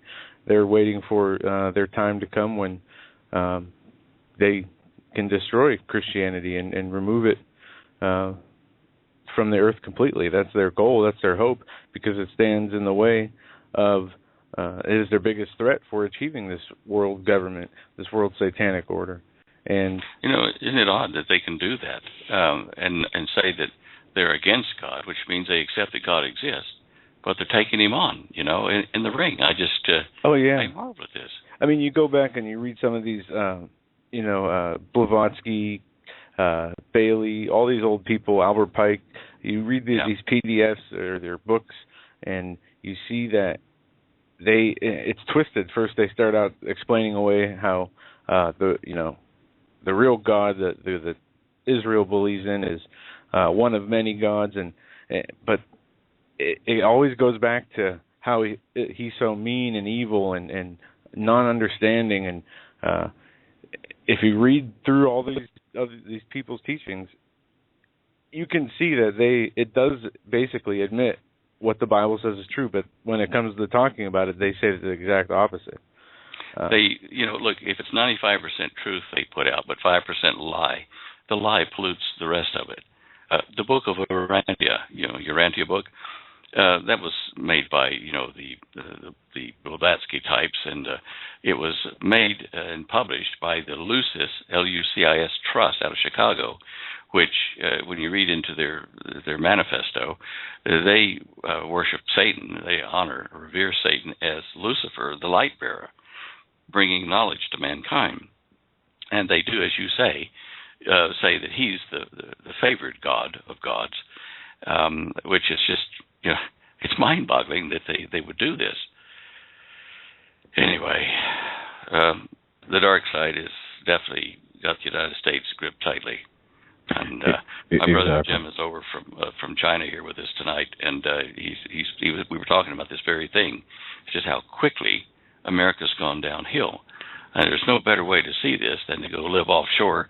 He's been in China there for over a decade, and I was in Australia for 30 years, and both of us found when we came back that there were such massive bad changes in America we could hardly believe it. But because we were out of the country, when these changes were being made subtly, then you come back, suddenly hit you in the face. Whereas people that are like the frogs in the water here, just gradually being warmed up to boil, they don't realize it's getting hot over here, going toward darkness, toward the evil. And so it takes people, Christians coming out of the country and then coming back in to, a few years later to tell people, look, you better wake up and look around you here. Things are really not rosy. Pay attention. And we're now to the point where the water's about to boil, I'm afraid. No, you're absolutely right. And we keep saying it. You're seeing Bible prophecy, or living out the times of Bible prophecy. And with our this country being destabilized to the point it has been on every level, from the economic, the spiritual, the political, to the ignorance of so many people.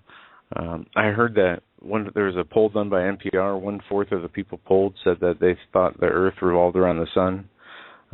You see Mark Dice does these YouTube videos where he goes around and asks people for signatures on different issues, or they sign away their rights. And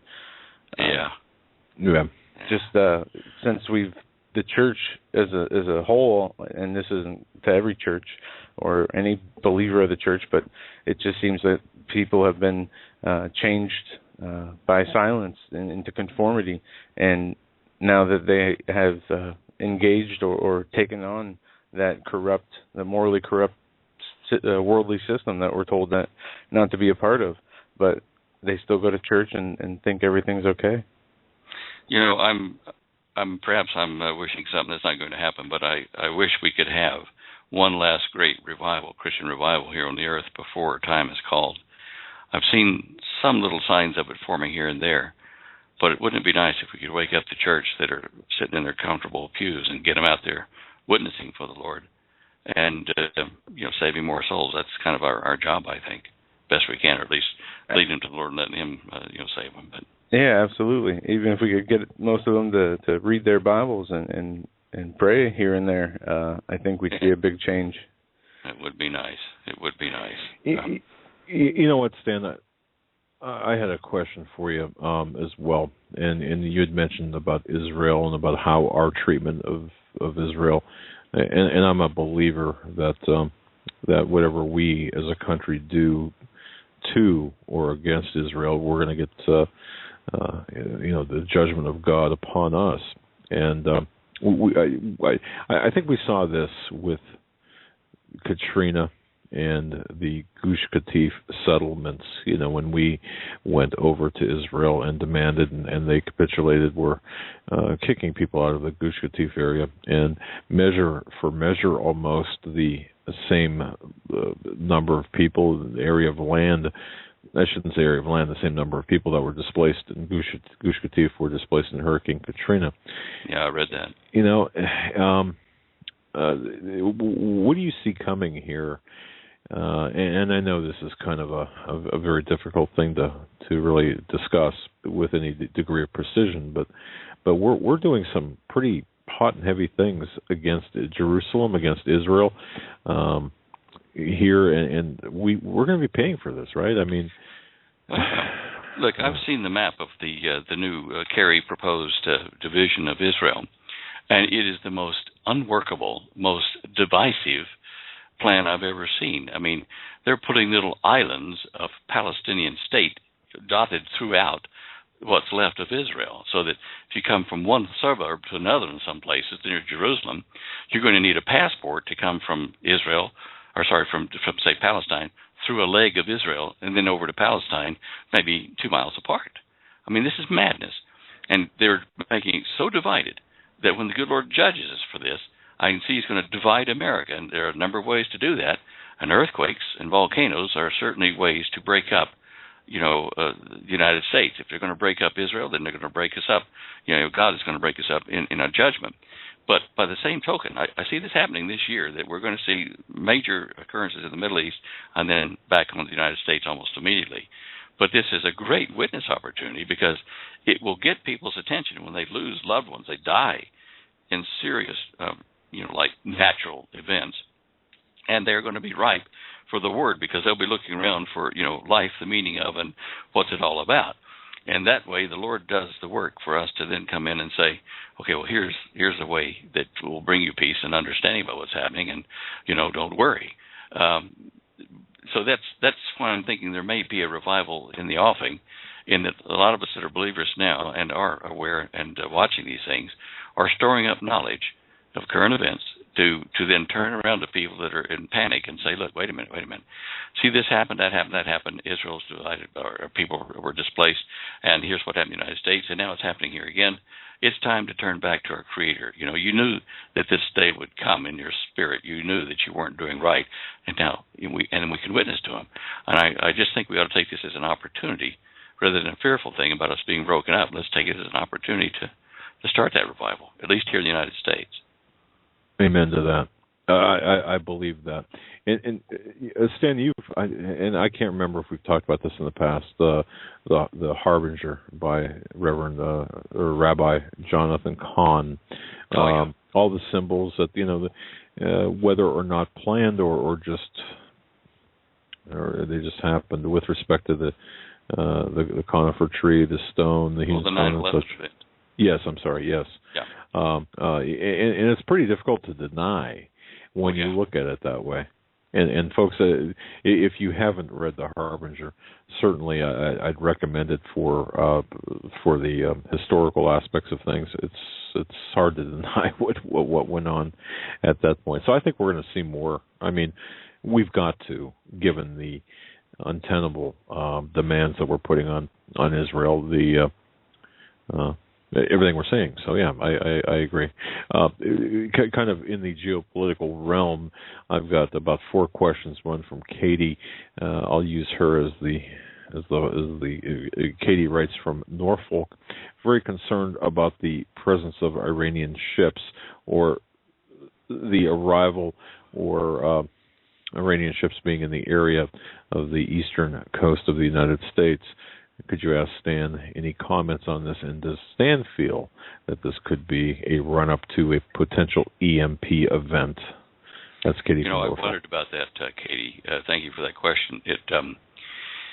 The Iranian ships are ones they could afford to lose. They're old rust buckets, but it only takes a rust bucket like that with below decks having surface-to-air missiles to deliver, a reasonable yield nuclear device to cause the EMP over probably 75% of the United States. Now, we do have defense systems that could take those out, and in that area, especially since it's so close to Virginia, D.C. But the problem is we have a political administration in the White House that has taken away so many of our active defense systems and first strike rules, which said we have to take a strike before we can respond, that the silly devils might just let those things happen and then say, oh, we couldn't respond because our grid wasn't hardened enough, or we can't return fire. But even if they can, they're going to sink the Iranian tubs. The Iranians aren't going to worry about that. They're willing to sacrifice for their belief. And yes, I think it's something to watch. It's so in your face that maybe, it just may happen. I don't know why they're doing that. It's certainly suicide to try to take on what's left of our military forces. But they may do that, and make the first strike, which is allowed under, current administration rules. And then when we respond and kill them, well, it's a bit too late, even if we can respond. I think 2014 is going to have a lot of heartache in it. I agree. No, I agree, and I think as I said earlier, I think we were blessed to have the calm time we have now.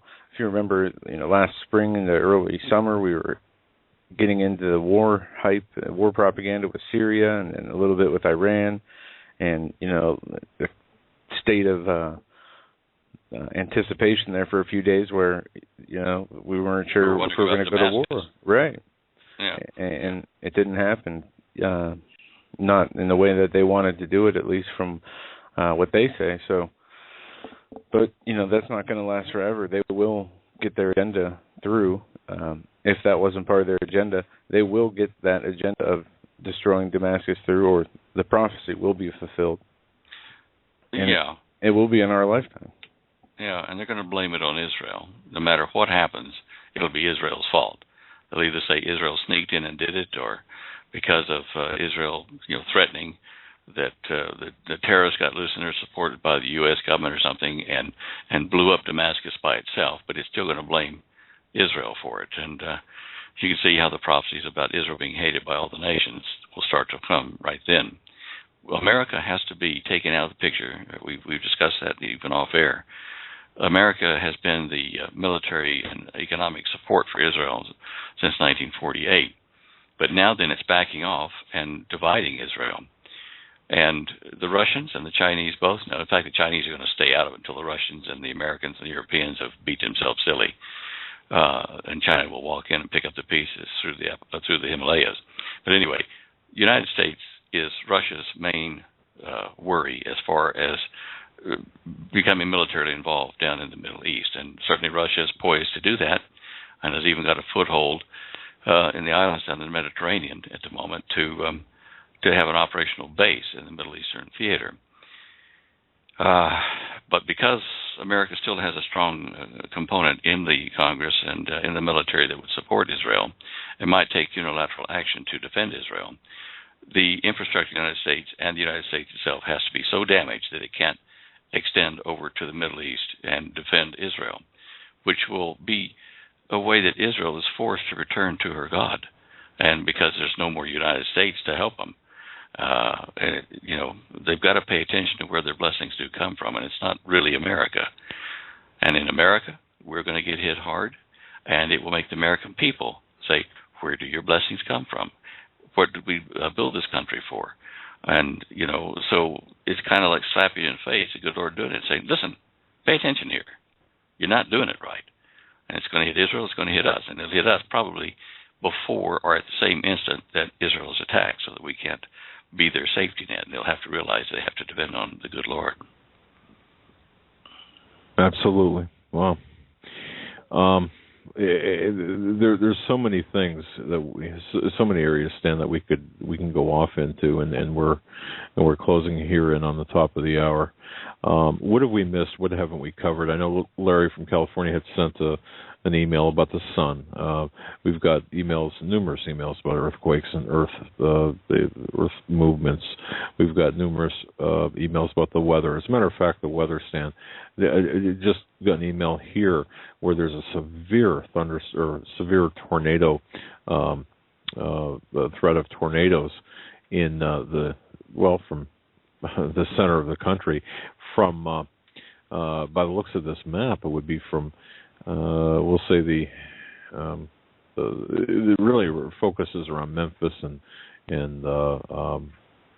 let's see, Memphis, Tennessee, Knoxville. It goes down into the northern Alabama section, north central Alabama, but the area of potentially severe. I mean, the critical areas is the Memphis area, the Nashville area of Tennessee, and really almost the entire 2/3 of the western portion of Tennessee, and then all of the surrounding states thereafter. The tornado outbreak that's being projected here, which appears to be pretty substantial and been the threat pretty severe through Thursday morning. Any comments on that? Any thoughts on that? Sure. Go ahead. Tornadoes, probably unknown to most people who don't study them, have a strong high voltage electrical component to them. The air in the middle of the tornado, in the center and outward for probably 85% of the funnel, the air is moist and warm and flowing from the cloud down to the ground, where it impacts the ground and it gets caught up in a high velocity spin that's almost parallel to the Earth's surface, and that's the outside of the funnel. And that climbs back up into the cloud. It takes whatever it collects up with it. The vacuum is in that wall, not in the center. One man, a farmer in, I think it was Oklahoma, probably 40, 50 years ago, was out in his paddock, and the storm broke, and he was trying to get to his livestock and stuff to save them. And he was on foot, and he looked up, and the funnel, which had been, half a mile away, lifted up, and it was a huge thing, and fell right down over the top of him. And he was looking up inside of it, feeling the nice, moist, warm air, and seeing lightning flashing all through it. It's part of the, the electric discharge that makes the tornado. And it lifted off of him and didn't drag him through the wall of it, and he was saved to tell about it. Since then, there have been a number of doctoral papers, research papers done on the electrical nature of tornadoes. Now, why am I saying this? Because in the inner Earth, where we have charges moving around in the telluric currents, and in the magma that makes, the molten rock that's conductive, that makes the magnets that are north and south pole, in that, when they become turbulent and start to have their own forms of tornadoes, they are going to create electrical chaos up in the clouds because they're linked together. And we're going to see more of this as the polar wanderings down underneath and the telluric current paths change. I said this probably 2 or 3 weeks ago on the show, but we don't really have just a north pole and a south pole inside the planet. In the northern hemisphere, we have a north pole up at the top and a south pole at the equator. And in the southern hemisphere, we have a north pole at the equator and a south pole at the south pole, southern end of the planet.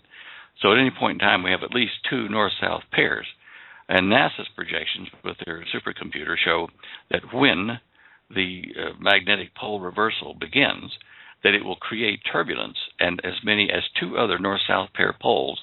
So you might have 4 at one time, 4 north poles floating around inside the Earth and 4 south poles matched to them. These conditions, I think, are beginning now, and that's why we're seeing the rapid movement of the North Pole twice as fast as the South Pole, the extremities of the planet, and why we're having to change magnetic headings on airports a lot quicker. The the tornadoes are probably responding to charge variations under the earth in that area. And the only way that I think that they could be predicting that would be looking at charge variations in the atmosphere, because they're not stupid. We've talked about this. Douglas Golden's paper, his doctoral dissertation, talked about this at length, and that's over 40 years old. NASA looked a long time ago at putting up rockets with wires and balloons with wires to short out storm clouds that would produce tornadoes before launch, and they'd go upwind and try to short out these clouds, like seeding them, but seeding to make them release charge. And that's why when tornadoes are formed over, say, a trailer park with these aluminum capacitors that people live inside of, why it so often strikes them, because they're drawn to that to discharge their current. And along with the current comes the swirling winds that rip the trailer parks apart.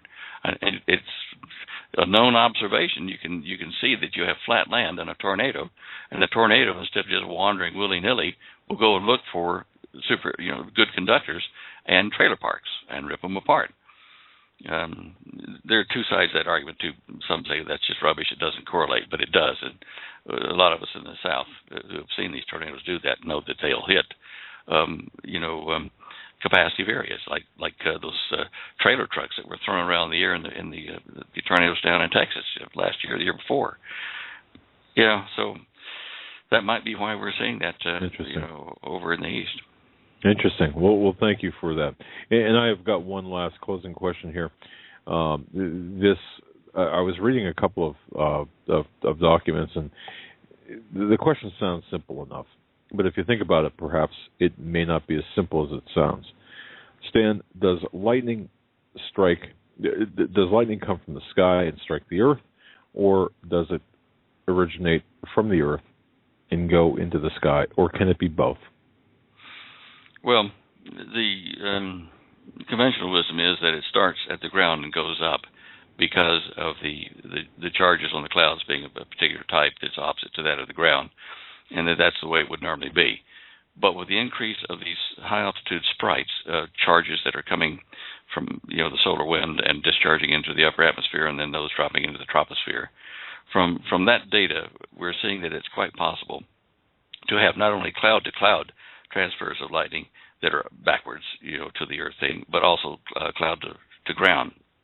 Unusual, I grant you, but with these times, I think we may see more of that.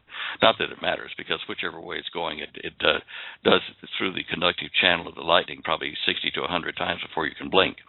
But we do have a basically polarized surface, a single type charge on the earth that is opposite to cloud-bearing charges in general. Right.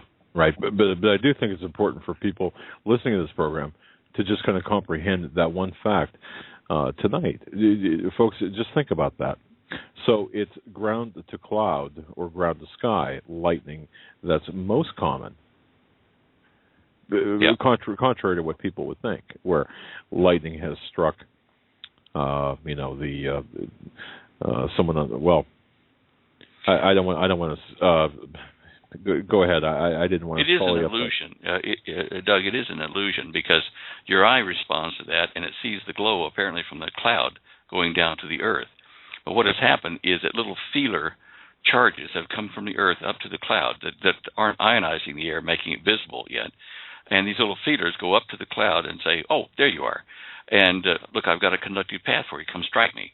And so the first charges come from the earth up to make the pathway that the cloud charges recognize, and when they start to burst down toward the earth along that feeler path that's already there, it ionizes the air, and to you it looks like it's come from the cloud rather than from the feeler coming up and starting it. Exactly. Then it bounces back and forth, zillions of times. Right. Okay. But I just thought for our listeners that was kind of an interesting tidbit to discuss. Yeah. Well, science can be fun, eh? Yeah, it can. And you're a heck of a lot more knowledgeable and much better than Bill Nye. We don't get me started there, right? All right. Well, it's been great having you, Stan. We appreciate your time, and we thank you for coming on, and look forward to you coming on next week. And I don't know, is Holly back yet? Well, she's not doing the sight. She's waving her. Say hi loudly. She can hear you on the... Hi, guys. No, you hear that? Hi, Ollie. Yeah, she's still enjoying the time off from the site and, catching up on a lot of things that had to wait here around the house. And it's been good. And she may probably wait another couple of weeks before she gets back to it. But we all need a breather every now and then. We've just... Absolutely. And if anyone... if you guys work 24/7. I know Holly has just got a punishing schedule, so she deserves that time off, and we thank her for all that she's done. And folks, Dare to Prepare. You got to get yourself a copy of that book. It's going to come in handy. Believe me, it will come in handy. And of course, Stan's Cosmic Conspiracy. I love that book. There's so much information in that. Hey, Duck, that's right. When you're talking about tornadoes, get her that little CD or the USB flash drive for Prudent Places USA. She lists all the lightning strike places and weather things all over the country by county. So, if you're interested, you can see what happens in your area on average. That's amazing. And that's very true. Folks, oh, wow. I don't know if you heard that. Did you hear that? Okay, thank you. That's all right. It's feedback from my side. Oh, okay. Wasn't they yet. Oh, all right. I thought perhaps I just got taken up by a spaceship there. But anyway, fantastic. Dare to Prepare, Prudent Places USA, and, of course, Cosmic Conspiracy. Stan, God bless you. Thank you so much for your time tonight. We appreciate it. Good night. Folks, that was Stan Deyo from StanDeyo.com. That's StanDeyo.com. Bookmark StanDeyo.com. And, hey, Dare to Prepare is probably it is the definitive guide on preparation. That's what we use. We consult that book. It's got so much information. Of course, Cosmic Conspiracy has Stan, his knowledge in many areas compiled between two covers. It's a marvelous book. It's required reading. Promote it all, as well as Prudent Places. Now on USB drive, so it's really a great tool for us as people, as watchmen, as people who want to prepare, and of course for historical data. Folks, you're listening to the special Tuesday edition of the Hagmann and Hagmann Report. The third and final hour of the Hagmann and Hagmann Report on this Tuesday, February 18th, 2014. We're going to be hitting a couple pieces of news and then going right to your phone calls. You can give us a call at 661-244-9839. That's 661-244-9839. A whistleblower fired after raising safety fears at a nuclear site. Whistleblower Donna Boucher, who raised safety concerns at the nation's most polluted nuclear weapons production site, was fired Tuesday from her job at the Hanford Nuclear Reservation. Boucher's complaints are part of a sting of whistleblowers and other claims related to the design and safety of an unfinished waste treatment plant at Hanford. The 50-year-old woman said she called into the office Tuesday morning and she was told she was being fired for this cause. She said, I turned in my key and turned in my badge and left the building, Boucher said to the Associated Press. She's worked for the URS Corporation, which is helping build a $12 billion plant to turn Hanford's most dangerous waste into glass and construct the plant that has been halted over safety concerns. Shades of Karen Silkwood, may I interject? Yeah, and URS Corp said in a statement it encourages employees to raise safety concerns. And, well, it goes on to say, we do not agree with her assertion that she suffered retaliation or was otherwise treated unfairly. Boucher was fired for reasons unrelated to the safety concerns and the allegations with not withstanding scrutiny. Officials for the Energy Department, which owns Hanford, did not immediately return telephone message. One-of-a-kind plant being built to convert waste into glass-like logs for permanent disposal underground has faced numerous technical problems, delays, and cost increases. Boucher is the second Hanford whistleblower fired by URS in recent months. A Walter Temositis also raised safety concerns about the plant and was fired October after 44 years of employment. It's good to know our government is firing those people that are trying to inform us of what is really going on with... Yeah, exactly. Go ahead and fire a person concerned over the nuclear unrelated aspect of things. Two unrelated. Yeah, okay. Well, by the way, California is now seeking to expand or extend the expand Obamacare to cover illegal immigrants. Of course, this was one of those very false statements made by the hyper conservatives that this is untrue. Well, California bill now seeks to extend subsidized health care to illegal immigrants. California Democrat, no. A California socialist is looking to extend taxpayer-funded health care benefits to illegal immigrants. Ricardo Lara, Long Beach, introduced legislation last week that would extend health care coverage to all Californians, regardless of their current immigration status. And he says this: the purpose of the Health Care for All Act is simple: to provide health care coverage to Californians remaining uninsured by expanding Medi-Cal and creating a new health exchange where undocumented people can purchase coverage. Folks, this is communism. This is a plank of the Communist Manifesto. Plain and simple, that's exactly what this is. And you might say, well, that's pretty harsh. But it is.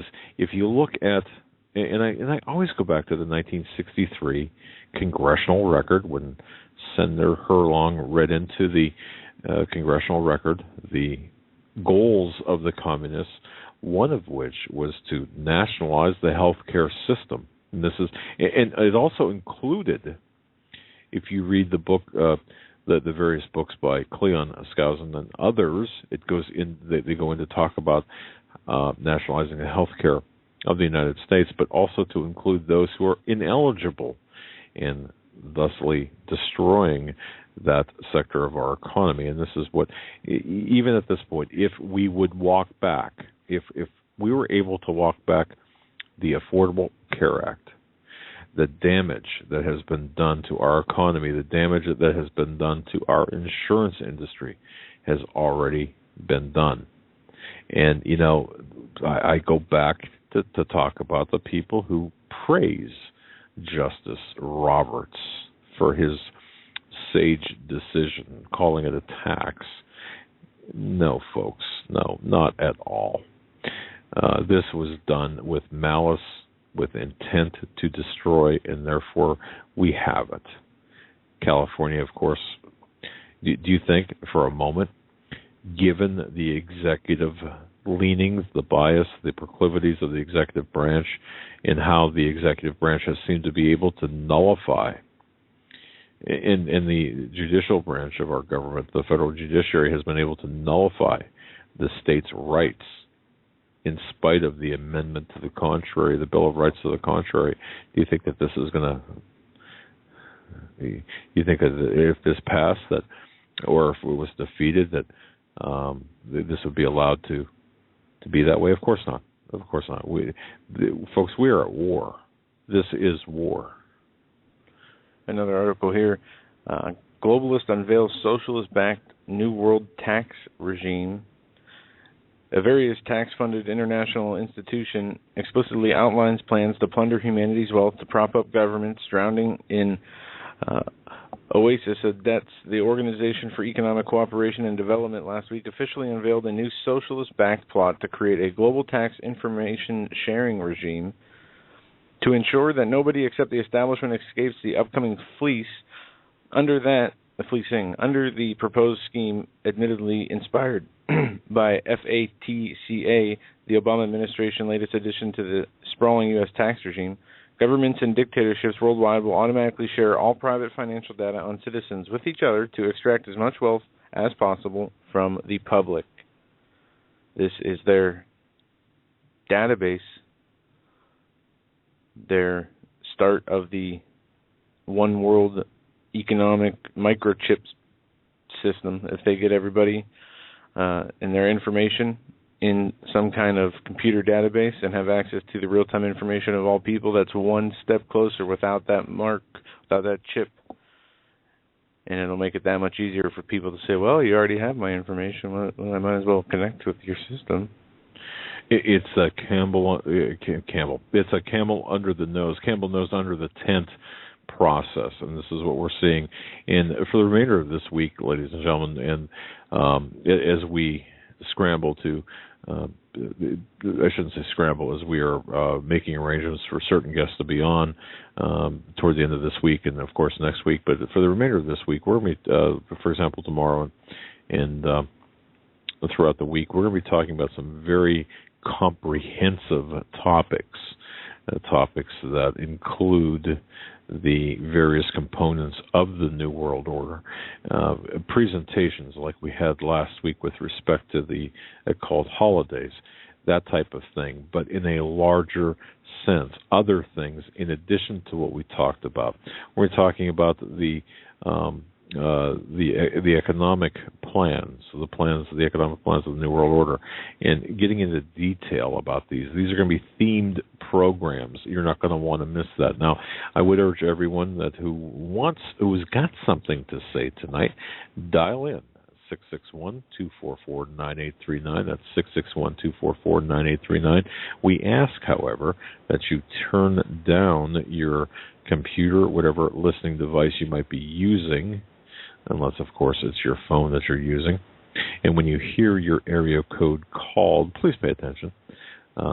Unless we are watching on the switchboard, and unless there's more than one area code calling in, we will further identify you. But if you hear your area code, then please answer the phone and be as succinct as possible when you call in. 661-244-9839. So the rest of this week will be themed programs designed to educate, inform, and tell you how far along we are to this one world globalist system of three pillars. That's the economy, the religion, and the political. Absolutely. We're going to go to the phones now, and we're going to go with area code 724 first. Thanks for holding. You're live on the Hagmann and Hagmann Report. 724. All right. I'm going to put you back on hold, and we'll come back to you in a little bit here. 512. We're going to come to you now. You're live on the Hagmann and Hagmann Report. All right. Hey, Doug and Joe, this is Bob from Texas. I'm glad to get on and talk to y'all. It's great to hear from you. What's on your mind? Hey, listen, I've sent you a couple of emails. I'm a new listener. I'm so glad. I thank God that I've been able to touch base with y'all. You, Steve Quayle. I heard Steve Quayle on Alex Jones, and through that, it kind of it was a thread. And I really feel like something is happening here, and kind of like I've been in waiting for several years. Anyway, to talk to you, I wanted to make a couple of comments here. Stan Deyo is another fascinating person. Y'all were talking about the weather wars, and I was involved in a ministry years ago, and I had contacted someone that was a former Soviet officer, and I've seen hard copies of photographs of antenna arrays, just a field of them, look like a forest of antenna arrays, and anyway, make a long story short, this person said that the Soviets had put these up. It was in some obscure place in Siberia, that they had actually put them up, and they were putting radio frequencies in the atmosphere to try to control the jet stream. And this was in the early 60s. Now, who knows how long that was going on before that, and Lord knows how much technology's out there now, with HARP and everything else that we hear about. But I've seen the hard photos myself, and the Soviets were experimenting with that. That was just one point I wanted to make. Another point, Joe, you were talking about, Walter Cronkite and his degrading remark, or kind of jesting, maybe wink, wink, in a kind of nudge way. you know that he did go to University of Texas, and UT also has the Book of the Law, you know, from Aleister Crowley, and he also that's have right. all of at the Harry Ransom Center. They have all this stuff on display. It's like 7 linear feet of all of his poems and all this kind of stuff. So UT's a you know, proud hailer of Aleister Crowley and his works and displaying that sort of stuff. So I just thought I'd let you in on that. And you know, I got to tell you, I met Walter Cronkite in 1980, and I don't want to say I was underwhelmed, but I was. As Stan said, he was a nice gentleman, at least a gentleman, I suppose, at least outwardly. But to me, and I don't know, caller, you know what they say about first impressions when you meet someone. It just seemed something just didn't seem. It just didn't seem right. I can't really explain it. He just didn't seem like a kind of guy I'd like to sit down and your spirit was feeling something. Is yeah. And you know, that's the same feeling that I had. And I wrote y'all an email. I don't know if you heard about, you know, or been able to read it, because I know y'all get tons of emails. But you know, I was acquainted with someone that had gone to UT and was a professor, and was trying to enter into an organization, and I found out where his main loyalties lie. I don't know if y'all got that email or not. When you know did you I'm send talking about? A couple of days ago. Okay, I believe I have it. Yes. Yeah. I it would be worth looking at. You know what is really strange about all of this satanic infiltration into our small communities, and I mean it has gone on nationwide. And I don't care what community you're in. When I was a little child, when I come to the Lord at First Southern Baptist Church in Winton, California, when I was 10 years old, there was satanic activity going on then, and I remember that as a child. And you know, they would break into the church and do all this kind of stuff, and they actually had to lock the church up, and so. You know, you think that the small communities are immune from this sort of thing. Well, you know, here in this community, you have someone that is a satanic pub, you know, publishing company, right here in this rural community here where I live, and it's just it is so prevalent. And then, you know, I don't know if y'all. I sent an email too about that photograph. Concerning the guy that was trying to commit suicide, or did commit suicide, in Hong Kong. You're talking about you sent the photograph of the Citibank building, right? Yes, and if you look at the reflection in the windows, you can see an image in there, and see that these people they're big on their little images and their subliminal whatever they do. Out there to communicate to their whoever, you know, their little group. But when, you know, Paul, the Apostle Paul says we discern good and evil. You know, we have our senses exercised to that. You know, and once you start seeing, you know, when you start realizing there's a growth in that. You know, and that years ago when I saw this sort of stuff, I questioned myself. I said, Lord, you know, am I being paranoid? Am I going off on a schizophrenic episodes here? But when you look at television, see, there were years when the Lord started waking me up, He was like telling me everything on TV is a lie, everything. I mean, that was like in my spirit.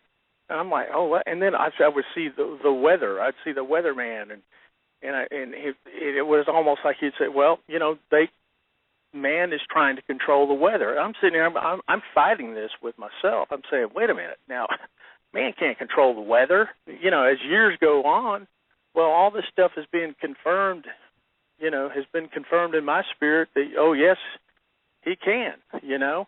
And the Lord is allowing this, I believe, because, you know, as Brother Stan was saying earlier, he was talking about that there needs to be a great revival in this country. I think the revival or Reformation revivals, I think they're over. I think right now, when Paul said, you know, sin has revived, and I died. I think there's a revival of sin that's coming up because there's been so much sin and corruption in our lifetime, and we've all been seduced. Every one of us have been touched by this and been perverted by it to some degree. We've all been deceived, you know. And now it's like it's a time for the revival of sin and for sin to die and for us to come alive. Does that make any sense in what I'm saying? Perfect sense. Absolutely. Yes. Well, and to put it another way, I believe, we have got now, and I say this all the time, we've been born for a time like this. Now we've got to play the positions in which we were tasked, assume the job duties in which we were tasked. We've got to fight. We've got to do so in the spirit, do so in the heavenlies as well as in the heavenly minded as well as earthly, practical fight. I mean, we have to establish a beachhead, and yes, we've got to. But yes, it makes perfect sense, I suppose, to answer your question. Well, you know, thanks, and I appreciate y'all's ministry, and I'm going to do what I can, you know, to support it. I got a little radio here that I ordered from American Survival here, and I just got it today. So, you know, I'm doing what I can, fellas, and I don't make a heck of a lot of money. Look, just spread the word about the program, and say a prayer. I'm spearing it all over my Facebook. you know, I tell you what, I really do feel a revival in me that I've met y'all. I mean, I feel like I've met you in the spirit, and I appreciate. Think we have. I really appreciate everything that y'all are doing, and I'm going to get off because I'm sure there's other callers that are on the line. Well, God bless you. God bless you, my friend. And I was looking at that picture earlier today. Thank you for sending it. And I did craft a couple of sentences of a response, and I think I deleted it because I thought, well, you know, but anyway. Yeah, I know. It sounds so bizarre. All of this crap, it really does. You know, and you know, another thing, I'm going to mention this real quick. You know, I years ago I joined the Masonic Order, and then I went through all this, and I want to tell you, you know, I hear a lot of people talking about the Masons and so forth, but let me tell you, I feel like the Lord led me into that because Scripture says, "Go you into all the world, preach the gospel." And there are good, well-intended people in there that are totally deceived. They don't have a clue. And nobody reads that morals and dogma, okay? And then when you start pointing it out to folks, it's like, I go, what's it say right here? It says right here, Lucifer's the light. You know, if you're a Christian, are you? You know, I mean, and they just go, and you know what the thing? They don't. It's almost like a shuddering to the. They don't want to see it. They don't want to look at it because it scares them too much to feel like they've been that deceived, you know. But anyway, that's right. You know, God bless them. I love them. I don't know what to say. I just pray for everybody, you know, because we've been born into this deadgum world of deception, and I just, you know, that's my prayer that people have their eyes open. Indeed, ours is to fight, and that's what we must do. God bless you, my friend. God you bless, made it out of the Masons. Well. Or at least pointing it out, yes. Yeah. Thank you so much, my friend. Thank you. God bless.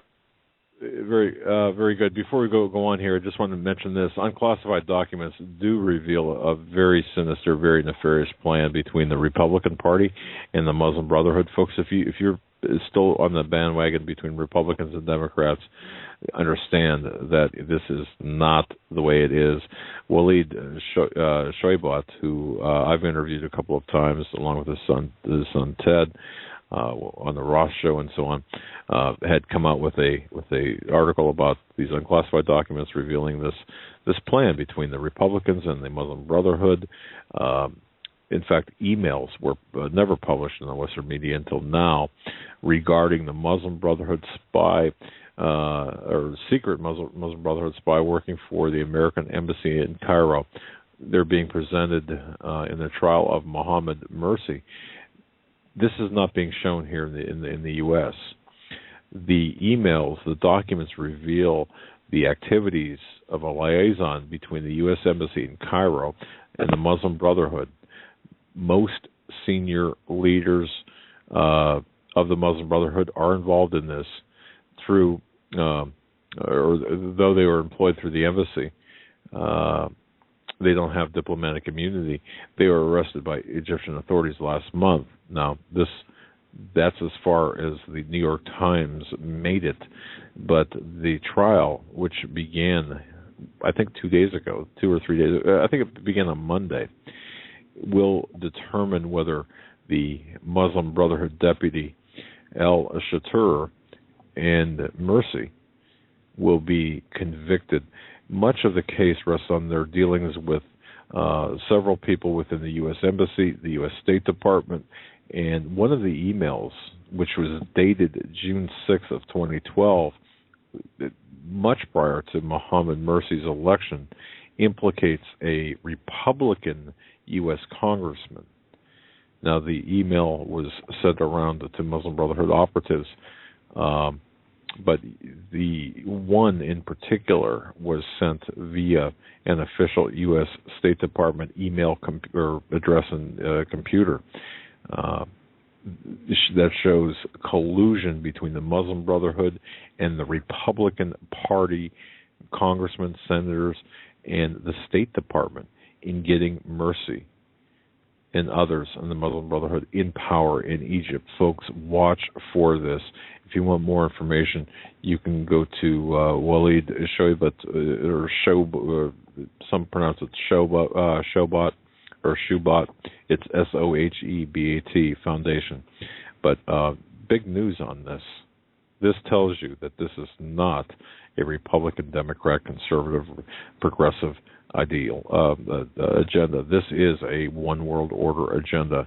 In other words, this transcends politics, and of course does talk about the government, U.S. government as a whole, and in particular people within the U.S. government working foreign policy-wise via the State Department to install Muslim Brotherhood operatives in Egypt and elsewhere.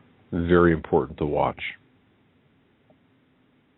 And that's something that's been going on for years now, as they had to get the people, hyped up enough to get in the protests going initially, and those protests have turned to civil wars in most cases, and countless innocent lives have been lost due to just the chaos that is in that region.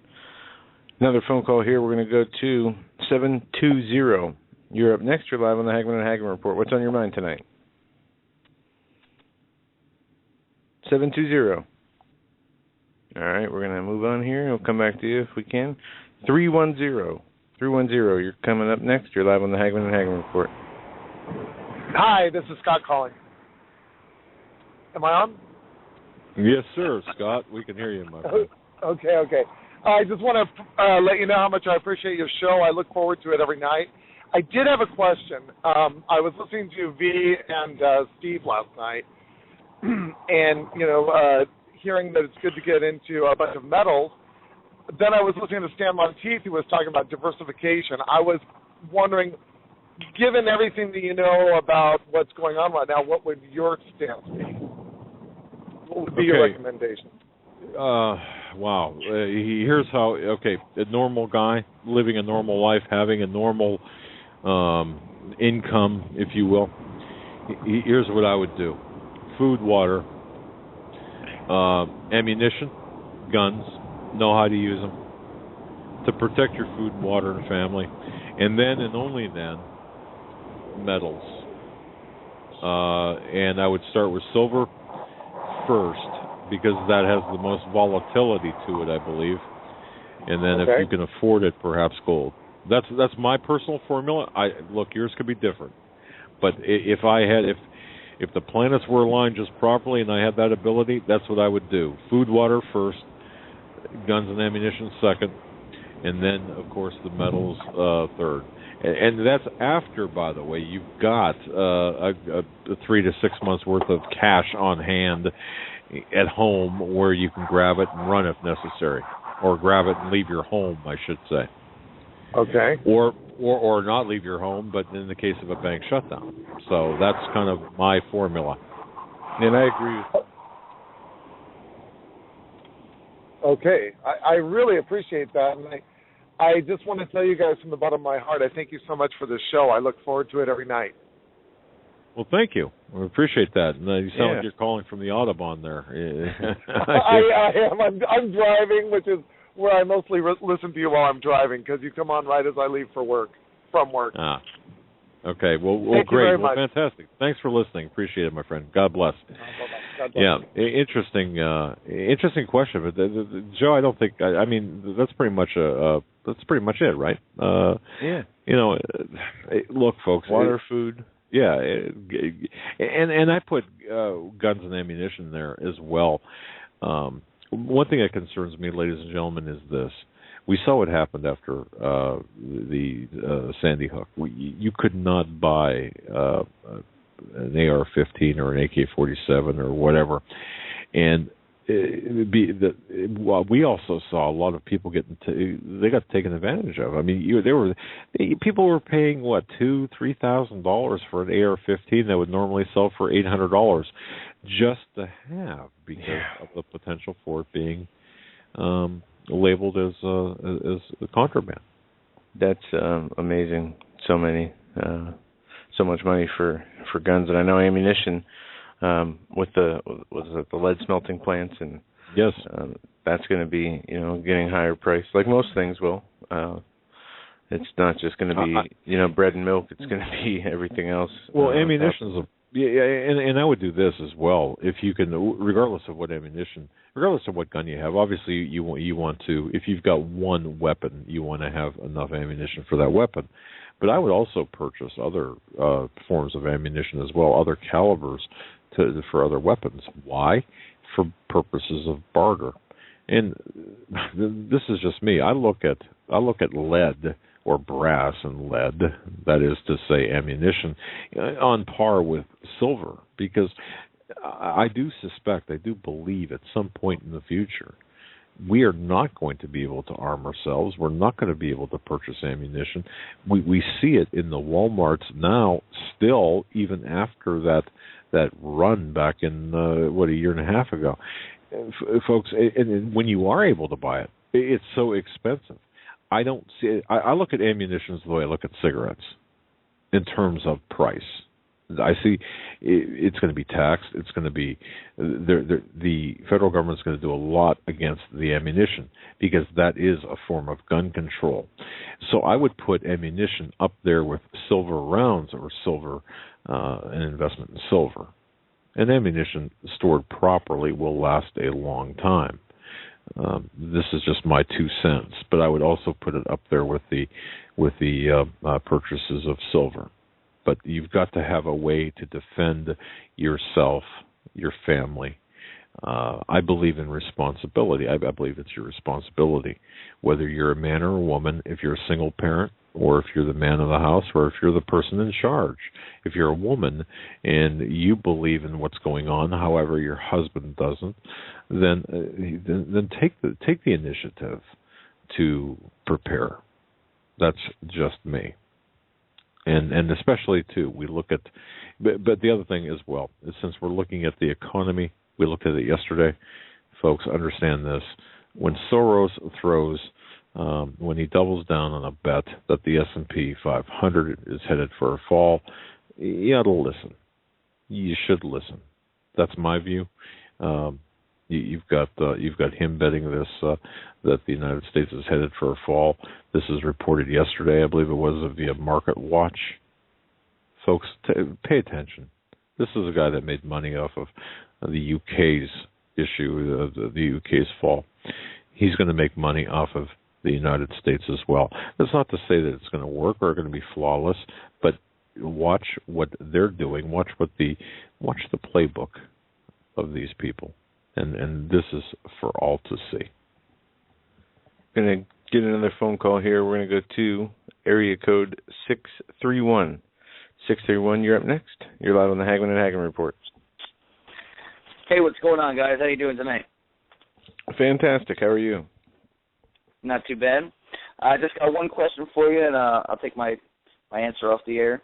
I was wondering if you saw the report today on or I think it might have been yesterday, American Free Press, about the school safety guy, the school safety expert, getting threatened for questioning Sandy Hook. Oh, yeah, I got about 5 or 6 emails on that. And also I think Alex Jones, when I was talking to the producer up there, Alex Jones mentioned that as well. What do you make of that? Well, I mean, something always stunk about it. And, now instead of going beyond all those conspiracy questions that everybody asks, these are like run-of-the-mill, everyday questions that should be answered. And I thought these FOIA requests are like the law of the land now. Wow. Yeah, let me tell you about FOIA requests.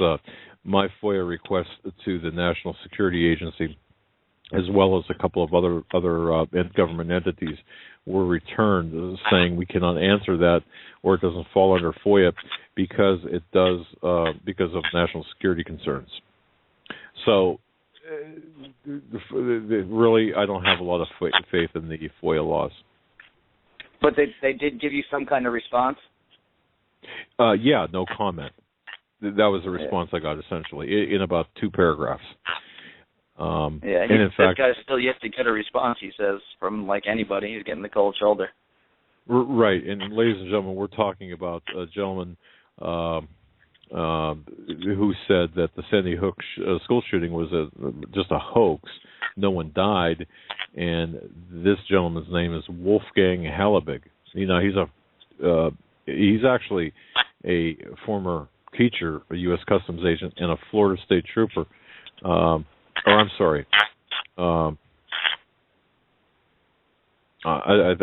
think I screwed up on that.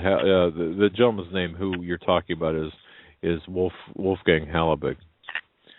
Yeah, that's correct. Okay, all right. And I'm trying to remember when I was talking with the producer, with Alex Jones, if he was. He is a current. He's a school safety consultant. That's right. I thought he was a teacher, school safety consultant. At one point he was a teacher, and he was also a police officer too. He was a state trooper at one point. Well, yes. Okay. Thank you. He did say that, and I agree with him on this. Like any homicide investigation, Sandy Hook is a giant puzzle. But the public has not been provided with all of the pieces in which to solve. So, for him, there are many unanswered questions. They've released all kinds of different diagrams and reports, and there's been a lot of people on different forums that have picked out a lot of the inconsistencies from the photos to the reports to the whole situation. There's a lot of weird things about it. I mean, they brought porta potties there. Have you ever heard of such a thing ever? You mean to the crime scene? Yeah, I have. Yeah, I have. When you're investigating a very complex, multiple victim crime scene, I have seen in one case only, here in this part of the country, where they actually brought not a truckload full, but 2 actual portable latrines for the police officers to use. And this was in a very rural environment. So, but that said, I'm not going to. Yeah, go ahead. No, I mean that said, and I downloaded, folks. There is a website where you can download all of the investigative documents. However, they're highly redacted of the Sandy Hook investigation, and I think there's I don't know, like 300 gigabyte, or it's a huge amount of data, but it doesn't say anything. The photographs are the ones that are not redacted are there's nothing to them. So I reserve the right to stand by this gentleman's questioning of the events. And in fact, I question the events. I just don't know how deep this goes. Or what the motive behind it. I've heard that there was other drills that they were running in schools around that area in weeks prior to that. I heard, after watching all these videos, you see that they caught another guy in the woods that day, and then they were holding him in the front seat of the car, which is definitely strange. I don't know. It stinks. I'm not saying anything like that. I'm not saying what he said and saying that nobody died, because that's, you can't just jump right on that. But I don't know. What about the lady on Facebook who said that one of the pictures of one of the children is one of her pictures, like one of her children, stolen from her Facebook? How does that happen? Well, it's it's something like that, and I've heard that story one time. I haven't followed up on it, but something like that needs to be followed up on. We need to authenticate the image. We need to talk with the witness. We need to really follow that through. And today, I don't believe anyone has done that. And this seems to be like when you talk about the murder of like 20 children in this type of a situation, and you start questioning the events, it's like the third rail. Nobody wants to touch it. Everyone's afraid of being called. I mean, it's worse than questioning 9/11. You're questioning the death of 20 children and 6 adults. My goodness, it's horrific to enter into that realm. It's really sad, and God rest their souls and all, and I really hope that if anything happened, they're in a better place. But how disgusting is it that it's got to the point where we have to question something like that? That's pretty crazy. That's, what, caller, you're right on that. To me, that's probably the more motivational or the more motivating part of the story. When we are in a position where we have to question an alleged mass casualty event like Sandy Hook, when we have to say, wait a minute, did it actually happen, or did it happen in the manner in which they said it happened? We have more problems than just Sandy Hook. I got to tell you that. Yeah, I agree. But caller, thank you for pointing that out. That is on InfoWars under the heading "School Shooting Experts Threatened Over Sandy Hook Investigation." The man's name is, as I said, Wolfgang. Wolfgang Helbig, and he's a school safety administrator. I appreciate you guys' time. All right, buddy. Thanks for the call. Thank you. God bless. God bless, man. And if we sound a little bit disjointed, I think that was his. I think that was his. Wow. The feedback on his end, but a couple weird noises in the headphones tonight. That one piercing sound when Stan was on, that thing went right through my head. Tomorrow night, Greg Jackson. Yes. I love him. He's going to be with us, I don't know, for at least 2 hours. I don't know if you remember, but it should be a great show. Greg Jackson, author, several radio show appearances on a regular basis, as well as many other things. He's been a previous guest and a friend of this show, and we're looking forward to having him on and talking with him about his books that have come out and his books that he is trying to get out now. Tonight just whizzed by. I got to tell you that. But it's a hollow blur. In closing, after tomorrow night, Greg Jackson, and then after that, we're going to be having theme programs about the larger issues, about the monetary issues, and about the three, the tripod that is the agenda of the New World Order, addressing segments of each throughout the rest of the week. And then next week, we're going to be having some very special guests. We'll get into that as this week unfolds. And I just want to leave you with this, folks. You're not alone. You're never alone. Do not despair. Do not worry.